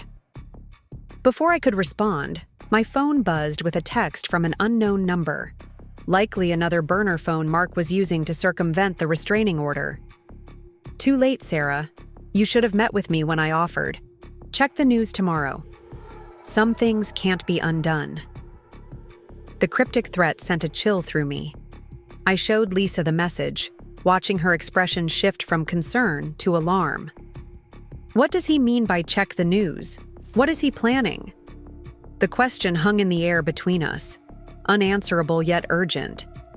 Whatever Mark intended, the reference to news coverage suggested something public, something significant enough to garner media attention. My mind raced through possibilities: property damage, financial malfeasance, perhaps even public accusations against me. But nothing seemed to fully align with his recent pattern of desperation and secrecy. I called Michelle again, forwarding the latest text while on the phone. Her response was measured but serious. This elevates our concern significantly. I'm adding this to our emergency filing, but I'm also contacting Mark's attorney directly. Patterson needs to understand the liability he's facing if he's aware of Mark's plans and failing to intervene. Throughout the morning, I remained at Lisa's house with the children, attempting to focus on work emails and client communications while waiting for updates from Michelle or the police. Around noon, Lisa's brother-in-law called with news. We located Mark's vehicle in the long-term parking lot at Westfield International Airport, he reported. Security footage shows him entering the terminal yesterday evening around 7 p.m., but we don't yet have confirmation that he boarded a flight. Airport police are reviewing additional footage and checking passenger manifests. The airport. Mark might already have left the country, potentially with documentation removed from the Lake House boathouse, documentation that could prove his knowledge of the property's mineral value and his deliberate attempts to defraud me in the divorce proceedings. What about the lake house? I asked. Has anyone checked the property for additional evidence or damage? Deputies conducted an exterior check this morning and reported nothing visibly disturbed, he replied. They're waiting on the court order Michelle requested before entering the buildings or conducting a thorough search. The slow pace of legal procedures felt maddening in the face of Mark's escalating actions. By the time court orders were obtained and executed, crucial evidence might be destroyed or permanently removed. The thought of Mark potentially escaping, both legal and financial accountability through careful planning and jurisdictional manipulation, filled me with a righteous anger, unlike anything I'd experienced before. I need to go there myself, I told Lisa after ending the call. The police have already checked the exterior and found nothing concerning. I know that property better than anyone except Mark. I might notice things that officers wouldn't recognize as significant. Lisa's objection was immediate and forceful. Sarah, think about what you're saying. Mark has made explicit threats, violated a restraining order multiple times, and may have fled the country to avoid consequences. Going to a remote property where he might return is incredibly dangerous. Her concern was valid, yet the alternative, remaining passive while Mark potentially destroyed evidence of his financial deception, felt equally untenable. I won't go alone, I promised, and I'll notify the police of exactly when I'm going, and when I plan to return. After considerable discussion and Lisa's reluctant agreement to accompany me, I called Michelle to inform her of my plan. Her response was predictably cautious, but resigned. I can't legally prevent you from visiting? Your own property, she acknowledged. But I strongly advise waiting until we have the court order and police escort. If you insist on going now, at minimum, bring multiple people, notify the local sheriff's department of your visit time, and do not under any circumstances enter if you see Mark's vehicle or any sign of his presence. With these precautions agreed upon, Lisa arranged for her son Ben to stay with Jamie and Tyler while we drove to Silver Pines, the knot of anxiety in my stomach tightening with each mile that brought us closer to the lake house. The familiar road now felt ominous rather than welcoming, each curve potentially concealing unknown dangers. "What exactly are we looking for?" Lisa asked as we approached the property, breaking the tense silence that had filled most of the drive. "I'm not entirely sure," I admitted. "Documentation of the mineral survey, perhaps, or financial records Mark might have kept separate from our main accounts. Anything that might explain what he removed from the boathouse and what he meant by, 'Check the news tomorrow.'" The lake house appeared ordinary and undisturbed as we pulled into the gravel driveway, its rustic charm unchanged despite the dramatic shifts in my understanding of its value and significance. After a cautious exterior inspection confirmed no signs of recent activity, we used my keys to enter the main house. Everything looked exactly as it had during my last visit. Furniture in place, kitchen clean, no obvious disarray that would suggest hasty document removal or searching. I moved methodically through each room, checking drawers and cabinets where Mark might have stored important papers, finding nothing obviously missing or disturbed. "Let's check the boathouse," I suggested, leading Lisa down the path that wound from the main house to the small structure at the water's edge. Unlike the cabin with its warm wood and comfortable furnishings, the boathouse was utilitarian, a simple building housing fishing equipment, life jackets, and tools for boat maintenance. The difference was immediately apparent. While the main house had remained untouched, the boathouse showed clear signs of searching: drawers left open, storage bins moved from their usual positions, empty spaces on shelves where items had been removed. Against the back wall, a floor safe I hadn't even known existed stood open and empty, its door ajar in silent testimony to Mark's recent activity. "He had a safe out here?" Lisa asked, examining the small but substantial metal box built into the floor. "I had no idea," I admitted, the discovery reinforcing how completely Mark had compartmentalized certain aspects of his life, maintaining spaces and knowledge entirely separate from our marriage. "The kids mentioned a metal box. This must be what he opened to remove whatever was inside." As I examined the empty safe, Lisa called out from the workbench area, "Sarah, look at this." She was pointing to a map pinned to the corkboard above. The workbench, a detailed topographical rendering of the lake house property, with hand-drawn markings on the northern boundary. X's marked specific locations with notations about sample sites and core readings, alongside scribbled percentage figures that meant nothing to me but presumably indicated mineral concentration. "This is it," I breathed, carefully removing the map from the board.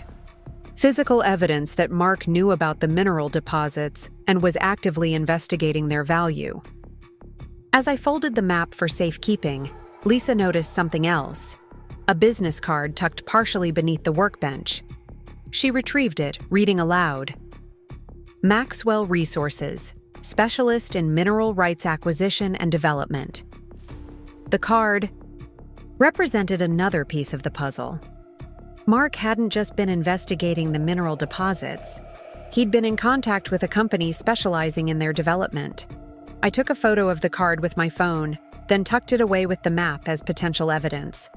We continued searching the boathouse, finding additional indications of Mark's secret activities: a notebook with figures and calculations, possibly estimating potential extraction values, a folder of soil sample analysis reports from a geological laboratory, and most significantly, a draft letter to Maxwell Resources dated just 3 weeks earlier, outlining terms for potential development rights to the property. The letter made no mention of me as co-owner, presenting Mark as the sole decision-maker regarding the property's development. The deception was so blatant, so deliberately fraudulent, that it momentarily took my breath away.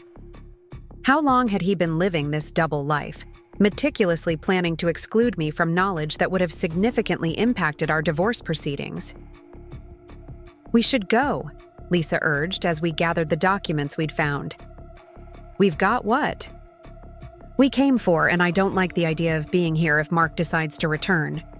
I nodded in agreement, suddenly feeling the vulnerability of our position.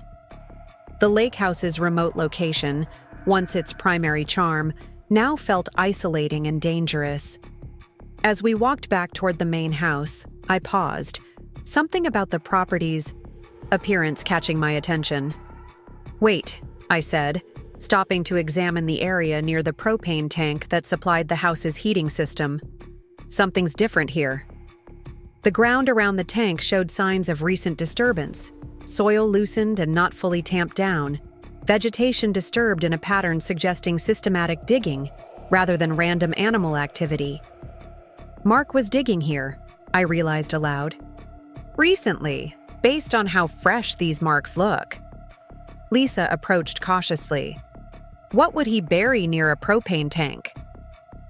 The question hung in the air as I knelt to examine the disturbed earth more closely. Logic suggested burying something near an existing structure was meant to either hide the digging activity itself or facilitate finding the location again later. Either way, it indicated something Mark wanted concealed but potentially retrievable. "We shouldn't touch anything," Lisa advised, already pulling out her phone. "Let me call Ryan again. The police need to know about this right away." While Lisa made the call, I circled the propane tank, noting the extent of the disturbed area. Whatever Mark had buried wasn't small. The disrupted soil covered several square feet, suggesting something substantial had been interred there. Lisa rejoined me after speaking with her brother-in-law. "Deputies are on their way. Ryan says we should leave everything untouched and wait for them in the car, preferably after moving it to the main road where we're more visible." The recommendation made sense, yet I felt a deep reluctance to leave without understanding what Mark had hidden on the property. What if it was the key to his cryptic threat about checking the news? What if removing it could prevent whatever he was planning? 5 more minutes, I negotiated. "I just want to check if there's anything visible without disturbing the site." Lisa looked skeptical, but nodded reluctantly. 5 minutes, then we're leaving, with or without answers. I carefully examined the area from different angles, looking for any indication of what might be buried without actually touching the disturbed soil. Near the edge of the disrupted area, something caught my eye. A small corner of plastic protruding from the dirt, easily mistaken for ordinary debris, but distinctly out of place in this carefully maintained property. "There's something here," I told Lisa, pointing to the barely visible plastic edge. "It looks like some kind of waterproof wrapping." Before she could respond, the distinct sound of tires on gravel reached us from the driveway, a vehicle approaching the main house. We froze, exchanging alarmed glances. The deputies couldn't have arrived so quickly, and we hadn't heard sirens that would typically announce police presence. "Inside the boathouse," Lisa whispered urgently, pulling me toward the structure's open door. "Now." We slipped inside, pulling the door nearly closed but leaving a small gap to observe who had arrived. A black SUV with tinted windows. Not Mark's vehicle, but not clearly identifiable as law enforcement either, parked near the main house. 2 men emerged, neither in uniform, both scanning the property with a purposeful intensity that suggested they weren't casual visitors. "Who are they?" Lisa breathed, her hand gripping my arm tightly. I shook my head, unable to recognize either figure from our limited vantage point. The men moved with a coordinated efficiency that spoke of professional training, one heading directly for the main house while the other circled toward the propane tank we'd just been examining. "They know about whatever's buried there," I whispered, watching as the second man approached the disturbed soil with obvious familiarity, dropping to one knee, to examine precisely the area we'd been investigating moments earlier. Lisa was already texting her brother-in-law, fingers moving rapidly on her phone screen as she updated him about the unexpected visitors. "Ryan says to stay hidden, take photos if possible without exposing ourselves, and wait for deputies. They're 10 minutes out." 10 minutes felt impossibly long as we watched the man at the propane tank begin methodically digging, removing soil with gloved hands to expose whatever had been buried there. The plastic edge I'd noticed was soon revealed to be part of a waterproof tarp, carefully wrapped around something rectangular and substantial. My phone buzzed silently in my pocket. A text from an unknown number that could only be Mark. "Those men aren't who you think they are. Get out now." The warning sent ice through my veins. How did Mark know we were at the lake house? Was he watching somehow? And more urgently, who were these men if not associates of his? I showed Lisa the text, watching her eyes widen with fresh alarm. Before she could respond, the man digging successfully extracted his target, a waterproof case approximately the size of a laptop computer, sealed with heavy-duty tape and seemingly undamaged by its brief burial. "We need to leave," Lisa whispered. "Urgently." "The back door. There's a path through the woods to the neighboring property. We can call for help from there." The plan made sense, yet leaving meant abandoning the potential evidence the men were currently retrieving. Evidence. That might be crucial to understanding Mark's plans and protecting myself legally and financially. The competing imperatives of safety and information froze me momentarily in place, watching as the man with the case gestured to his partner. Our decision was made for us when the first man, returning from the main house, called out to his companion, loud enough for us to hear clearly through the partially open door. "Someone's been here recently. 2 coffee mugs in the sink, still warm. Check the outbuildings." Lisa pulled me toward the boathouse's rear exit, a seldom-used door that opened, onto a narrow path leading into the wooded area behind the property. We slipped out silently, closing the door behind us just as we heard footsteps approaching the main entrance. The forest path was overgrown from lack of use, requiring us to move carefully to avoid branches that might snap audibly and reveal our presence. Lisa led the way, her familiarity with the area a testament to childhood summers spent exploring these woods when our families had vacationed together at Silver Pines. "There's a caretaker's cottage about half a mile through these trees," she whispered as we picked our way along the barely visible trail. "It belongs to the Thompson property next door. We can call for help from there if the owners aren't in residence, or ask to use their phone if they are." The sound of men's voices behind us accelerated our pace, fear providing adrenaline that helped us navigate the challenging terrain faster than would normally be possible.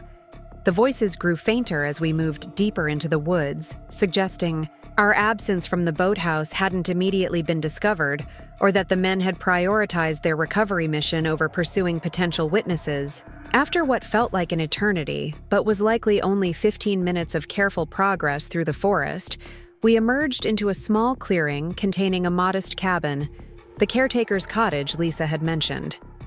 No vehicles were visible, and the building had the shuttered look of a seasonal property currently unoccupied. "The Thompsons only use this during summer months," Lisa confirmed, approaching the front door cautiously. "The caretaker keeps a key under the blue planter for emergencies." The key was indeed where she remembered, allowing us access to the simple but well-maintained interior. Lisa immediately located a landline phone, a rarity in modern homes, but common in remote cabins where cell service could be unreliable. While she called her brother-in-law to update him on our situation and location, I peered carefully through the window blinds, monitoring the forest edge for any sign of pursuit. The woods remained still, no indication that the men had followed our trail or even realized we had been present at all. "Deputies are rerouting to the Thompson property," Lisa reported after ending her call. "They'll be here in about 5 minutes. Ryan says to stay inside with doors locked until they arrive." The wait was tense, each sound from the surrounding forest triggering momentary alarm until the distinctive crunch of tires on gravel announced the arrival of 2 sheriff's department vehicles. Only when officers had verified their identities did we emerge from the cabin, the relief of safety tempered by frustration over the lost opportunity to identify what had been buried at the lake house property. The senior deputy, a woman named Officer Martinez with a reassuringly competent demeanor, took our statements about the men at the property and what we'd observed before our hasty departure. "We've dispatched additional units to your lake house," she informed me. "But based on your description, these individuals likely left immediately after retrieving whatever was buried there." "Do you have any idea who they might be?" I asked. My estranged husband warned me about them in a text, suggesting they're dangerous. Officer Martinez's expression remained professionally neutral. Without more information, it's difficult to speculate. They could be private investigators, business associates, or individuals with legitimate interests in the property. However, she added, noting my skeptical expression, the manner of their arrival and actions suggests something less official. We'll process the scene for evidence and run any prints or DNA we find through our databases. As we prepared to leave with police escort back to Oakwood Heights, my phone buzzed with another text from Mark's unknown number. Those men work for Maxwell Resources. They'll do anything to protect their investment. Stay away from the lake. House until I contact you again. The warning raised more questions than it answered. If the men represented Maxwell Resources, the mineral development company whose card we'd found in the boathouse, what had Mark buried that they were so intent on retrieving? And why would a seemingly legitimate business resort to clandestine excavation rather than official channels? I showed the text to Officer Martinez, who documented it as additional evidence of restraining order violation while promising to investigate the Maxwell Resources connection. Mrs. Johnson, she added as we prepared to depart, until we fully understand the situation at the lake property, I strongly advise against returning there unaccompanied. Whatever is happening appears to involve significant financial interests, which can motivate dangerous behavior. The drive back to Oakwood Heights with police escort was silent, both Lisa and I processing the implications of what we'd witnessed. The lake house, once a simple family retreat with sentimental value, had transformed into the epicenter of a complex web involving mineral rights, corporate interests, and Mark's elaborate deception. What had begun as a painful but straightforward divorce was evolving into something that felt increasingly like a corporate thriller, with stakes far beyond marital assets and custody arrangements. As we approached Lisa's house, where the children waited unaware of our alarming afternoon, I felt a strange clarity emerging from the chaos of recent events. Whatever Mark was planning, whatever news he expected me to see tomorrow, I was no longer merely reacting to his moves. The documents we'd discovered in the boathouse provided concrete evidence of his deception. Evidence that would strengthen my legal position regardless of what he might attempt next. The woman who had once built her life around accommodating Mark's ego and ambitions was gone, replaced by someone more clear-eyed and resolute. Whatever came next, I would face it not as a victim of circumstances, but as an active participant in determining my own future. A future that Mark had attempted to steal through years of calculated deception, but that now, ironically, his very actions had helped me reclaim. The following morning brought the ominous promise of Mark's check the news threat to fruition. I woke to a flurry of missed calls and text messages from Michelle, Jennifer, and even David Chen. My stomach tightened as I scrolled through notifications, finally opening the link Michelle had sent with the simple message, "Call me immediately." The headline from the Westfield Business Journal hit like a physical blow. Local developer exposes mineral rights scandal, claims environmentally sensitive land, threatened by corporate exploitation. The accompanying photo showed Mark I, looking appropriately concerned, standing at the edge of what was clearly our lake house property, gesturing toward the pristine shoreline. I scanned the article with growing disbelief. Mark had positioned himself as a whistleblower, claiming he'd discovered that Maxwell Resources had been secretly conducting illegal mineral exploration on environmentally protected wetlands adjacent to our property. He alleged the company had falsified surveys, bribed local officials to overlook permit requirements, and planned extraction methods that would cause irreparable damage to the lake's ecosystem. Most stunningly, he presented himself as the property's rightful steward, fighting against corporate greed to preserve natural heritage, conveniently omitting any mention of his attempts to profit from those same mineral rights or his efforts to exclude me from ownership. "It's a complete fabrication," Michelle confirmed when I called, "but a strategic one. By publicly positioning himself as an environmental advocate fighting corporate interests, He's created a sympathetic narrative that complicates our case. If we pursue the mineral rights value in court, we risk appearing greedy and anti-environment by comparison. The calculated nature of Mark's move left me breathless. He had effectively neutralized the financial leverage our discovery of the mineral deposits would have provided in divorce proceedings, transforming potential assets into a public relations liability with a single, carefully crafted news story. "There's more," Michelle continued, her tone suggesting the worst was yet to come. "Mark filed an emergency petition this morning claiming the property contains environmentally sensitive habitat that would be threatened by development. He's requesting court protection against any potential sale or development rights negotiations during divorce proceedings." "Can he do that?" I asked, trying to process the implications. "File court motions while violating a restraining order and potentially fleeing the country?" "Unfortunately, yes." His attorney filed on his behalf, claiming Mark is temporarily unreachable due to threats related to his whistleblowing. The environmental protection angle gives him a plausible reason for his recent erratic behavior and absence. The strategic brilliance was infuriating. Mark had engineered a situation where his disappearance seemed heroic rather than evasive, his financial manipulations reframed as environmental protection rather than attempted fraud. The narrative he'd constructed would resonate with the public, potentially influencing judges and creating pressure to preserve the property's undeveloped state, effectively rendering the mineral rights worthless for the duration of our divorce proceedings. "What about the men at the property yesterday?" I asked. "If they were from Maxwell Resources, doesn't that support our claim that Mark was negotiating with them, not fighting against them?" "It would if we could prove it," Michelle agreed. "But without identification or evidence of what they retrieved, it's your word against Mark's elaborate public narrative. He's claiming any documents you found were his evidence of corporate malfeasance that he was compiling for environmental authorities." The reframing was so complete, so carefully constructed, that it left little room for effective counter-narrative. Mark had anticipated our discovery of the mineral rights and prepared accordingly, creating a public position that would be difficult to challenge without appearing motivated solely by financial gain at environment's expense. "How do we fight this?" I asked, struggling to find a path forward through Mark's elaborate misdirection. "Carefully," Michelle advised.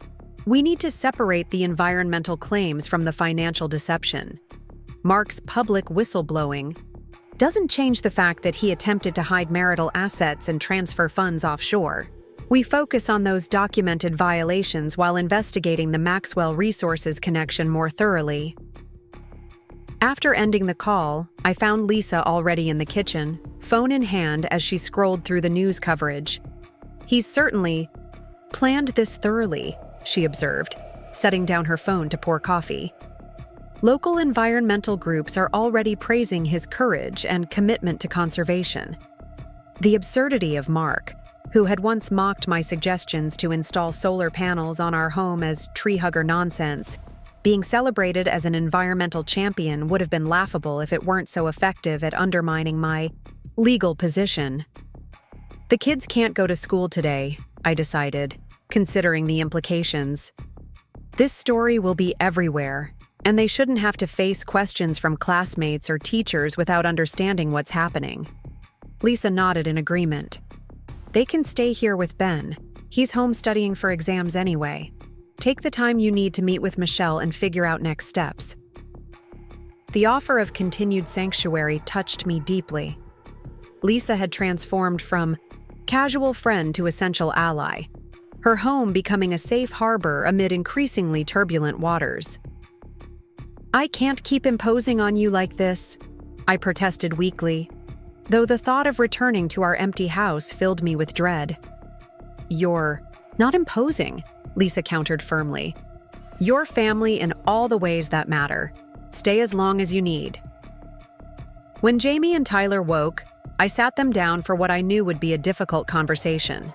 How do you explain to teenagers that their father has engineered an elaborate public deception, potentially committed financial fraud, and disappeared to avoid consequences, all while casting himself as a heroic environmental defender?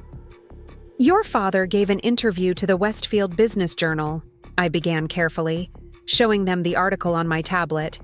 He's made some claims about the lake house property and environmental protection that are getting a lot of attention. They read silently, expressions shifting from confusion to disbelief. This is bullshit, Tyler declared finally, using language I would normally have addressed, but now let pass. Dad doesn't care about wetlands. He wanted to clear the marshy area by the north property line to extend the boat dock last summer, remember? The observation was startlingly accurate. Mark had indeed complained about environmental regulations preventing dock expansion, dismissing wetlands protection as bureaucratic overreach. That my 15-year-old son remembered this detail and recognized the incongruity with Mark's current stance filled me with both pride in his perceptiveness and sadness that he needed to use it in such circumstances. Is this why those men were at the lake house yesterday? Jamie asked, her analytical mind connecting dots with uncomfortable precision. Were they looking for evidence about these minerals? I nodded, deciding that honest, age-appropriate information was better than protective evasion.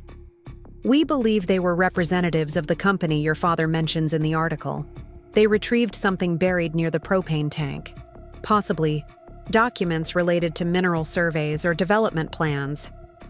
So Dad's lying about being a whistleblower, Tyler concluded bluntly. He was actually trying to sell these mineral rights himself, wasn't he? The direct question deserved a direct answer. Based on documents we found at the property, yes. Your father appears to have been negotiating with mining interests while simultaneously trying to remove my name from the property deed, presumably so he wouldn't have to share potential profits. Jamie's expression hardened, disappointment, calcifying into something more permanent. And now he's pretending to be an environmental hero to cover it up. She struggled for words adequate to describe such calculated deception. Manipulative, Tyler supplied, his typical teenage sarcasm absent, replaced by genuine anger. It's manipulation, pure and simple, just like how he tried to make us think you were the one causing financial problems. Their clear-eyed assessment of Mark's behavior both relieved and saddened me. While grateful they weren't being fooled by his public performance, I mourned the loss of the father figure they had once admired. No child should have to recognize such profound character flaws in a parent, particularly not while still navigating the already complex emotional landscape of adolescence. I'm sorry you're having to process all of this, I told them, reaching for their hands across the kitchen island. It's unfair that adult problems are affecting you both so directly. We're not little kids, Mom, Jamie reminded me with gentle firmness. We can handle the truth. It's actually worse when adults try to shield us from what's really happening. Her maturity humbled me, a reminder that my children were evolving into perceptive young adults capable of nuanced understanding and deserving of honest communication rather than protective filters. My meeting with Michelle later that morning was expanded to include 2 additional attorneys from her firm, a media specialist named Tara Gomez and an environmental law expert, Michael Winston. The assembly of legal talent in Michelle's conference room reflected the suddenly increased complexity of what had begun as a relatively straightforward divorce case. Mark's environmental whistleblower strategy has already gained significant traction, Tara reported, displaying social media metrics on her laptop. Environmental groups are amplifying his claims, local news outlets are picking up the story, and there's pressure building on county officials to investigate Maxwell Resources activities in the area, which creates both problems and opportunities, Michael added. His claims about illegal mineral exploration on protected wetlands can be objectively verified or disproven through proper environmental assessment. If he's fabricating or exaggerating, the environmental concerns that undermines his entire narrative. The suggestion offered a potential path forward. So we request an independent environmental assessment of the property? I asked, seeing a way to potentially expose Mark's deception without appearing anti-environment. Exactly, Michelle confirmed. We file a motion supporting environmental protection while requesting court-appointed independent experts to evaluate any actual ecological impact. This positions you as equally concerned about environmental integrity while ensuring factual assessment of the property's status. The strategy felt right, aligning with my genuine environmental values while calling Mark's bluff on his sudden conservationist conversion. And if the assessment finds no threatened wetlands or minimal impact potential, then his credibility suffers significantly, Tara explained. Once one aspect of his narrative is proven false or exaggerated, everything else becomes suspect, including his claims about corporate malfeasance and his reasons for violating the restraining order and disappearing. As the legal team refined this approach, my phone buzzed with a call from Lisa's brother-in-law, Ryan. "Sarah, we've identified one of the men from the lake house property," he said without preamble.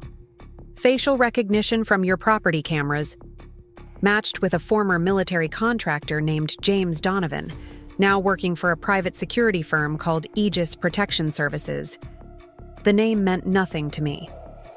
How does this connect to Maxwell Resources? Aegis provides security for several mining and resource companies, including Maxwell. But here's where it gets interesting.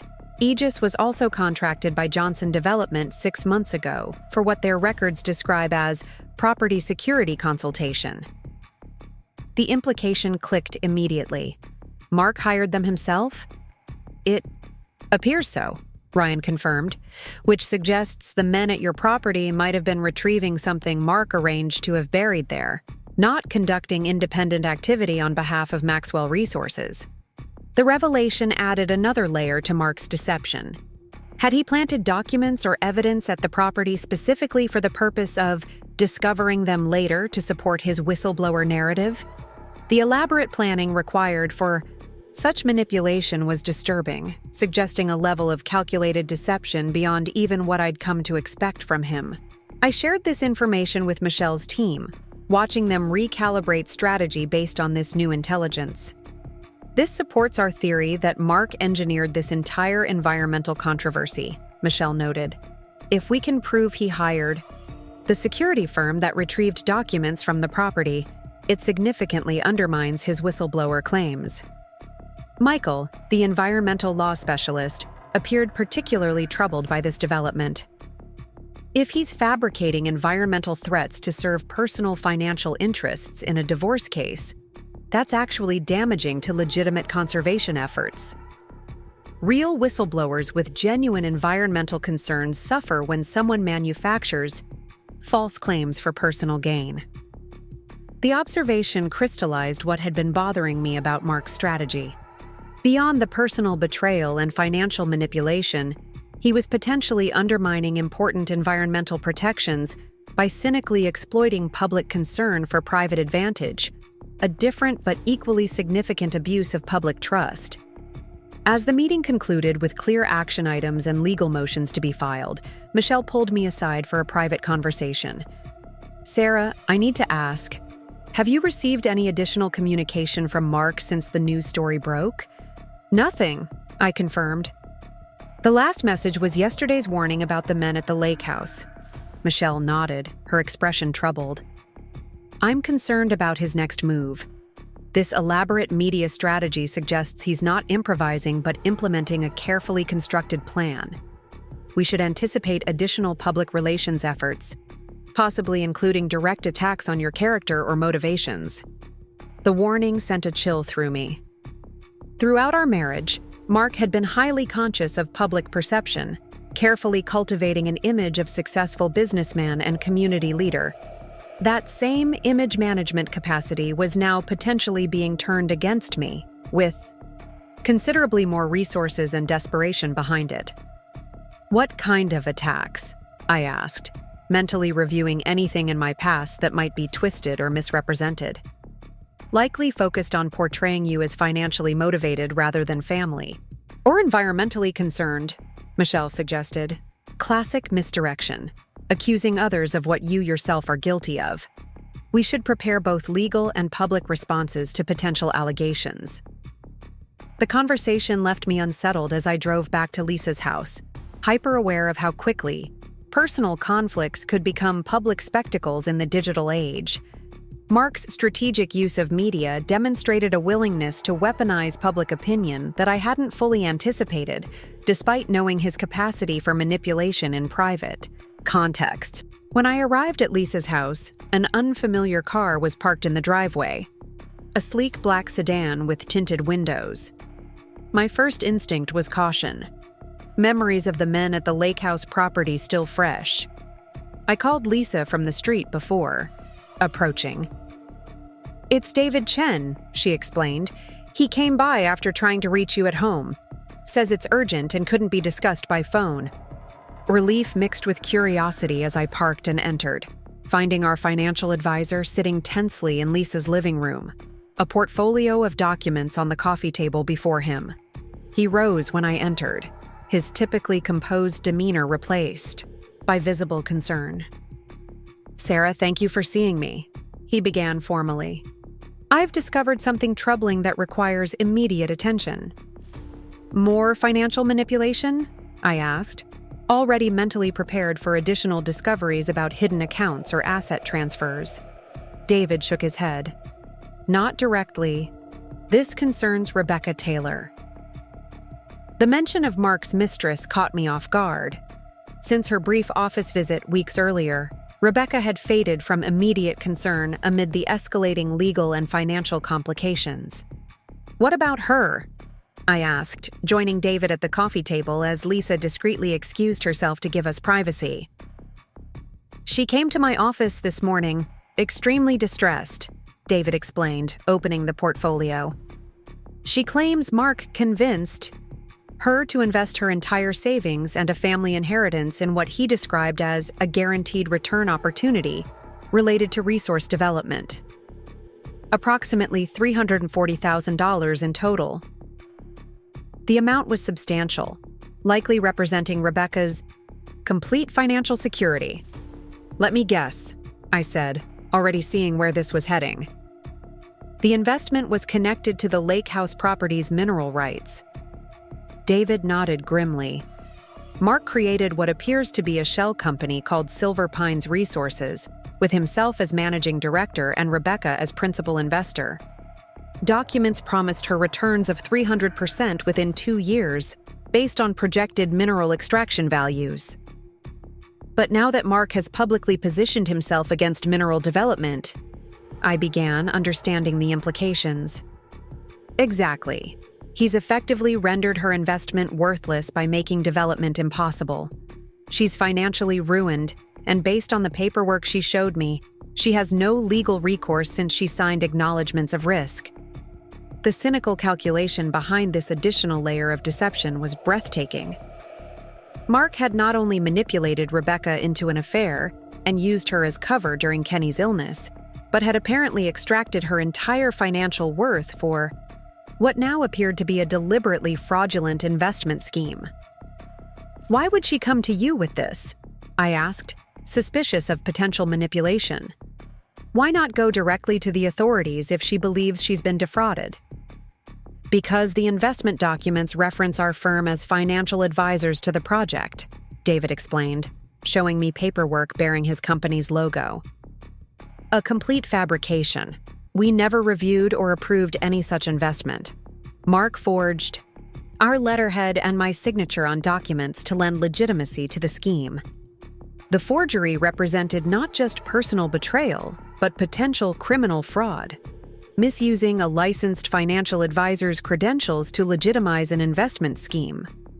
David's professional reputation and regulatory standing could be severely damaged by such misrepresentation." "I need to report this to regulatory authorities immediately," David continued, his professional composure reasserting itself. "But I wanted to inform you first, since it directly connects to your divorce proceedings and property disputes." The information added yet another dimension to Mark's elaborate deception, not just manipulating me in the courts, but apparently defrauding his mistress of her entire financial security, while simultaneously using her as an accomplice in his marital betrayal. The calculated cruelty suggested someone operating with complete moral detachment, viewing others as mere instruments in his personal agenda rather than as human beings with their own legitimate interests and feelings. "Where is Rebecca now?" I asked, wondering if she might become an unlikely ally given this new betrayal. "She left my office intending to file a police report," David replied, though I advised her to consult an attorney first, given her potential complicity in some of Mark's other activities. After David departed, I updated Michelle about this latest development, hearing her sharp intake of breath at the implications. "This changes things significantly," she said after a moment's consideration. "If Rebecca confirms Mark defrauded her through misrepresentation involving the same property he's now claiming to protect for environmental reasons, it establishes a pattern of financial manipulation that transcends your divorce case. And potentially crosses into criminal territory," I added, thinking through the implications. "Precisely. Securities fraud, wire fraud if any transactions crossed state lines, forgery of financial documents. These are serious federal offenses. Mark may have overplayed his hand by involving licensed financial professionals in his schemes." The potential escalation from contentious divorce to criminal investigation represented a significant shift in the landscape, one that oddly brought a measure of clarity. While I had no desire to see the father of my children face criminal charges, the emerging pattern of deliberate, calculated fraud affecting multiple victims suggested someone who needed to be held accountable not just for marital betrayal, but for systematic deception with wide-ranging consequences. Up next, you've got 2 more standout stories right on your screen. If this one hit the mark, you won't want to pass these up. Just click and check them out.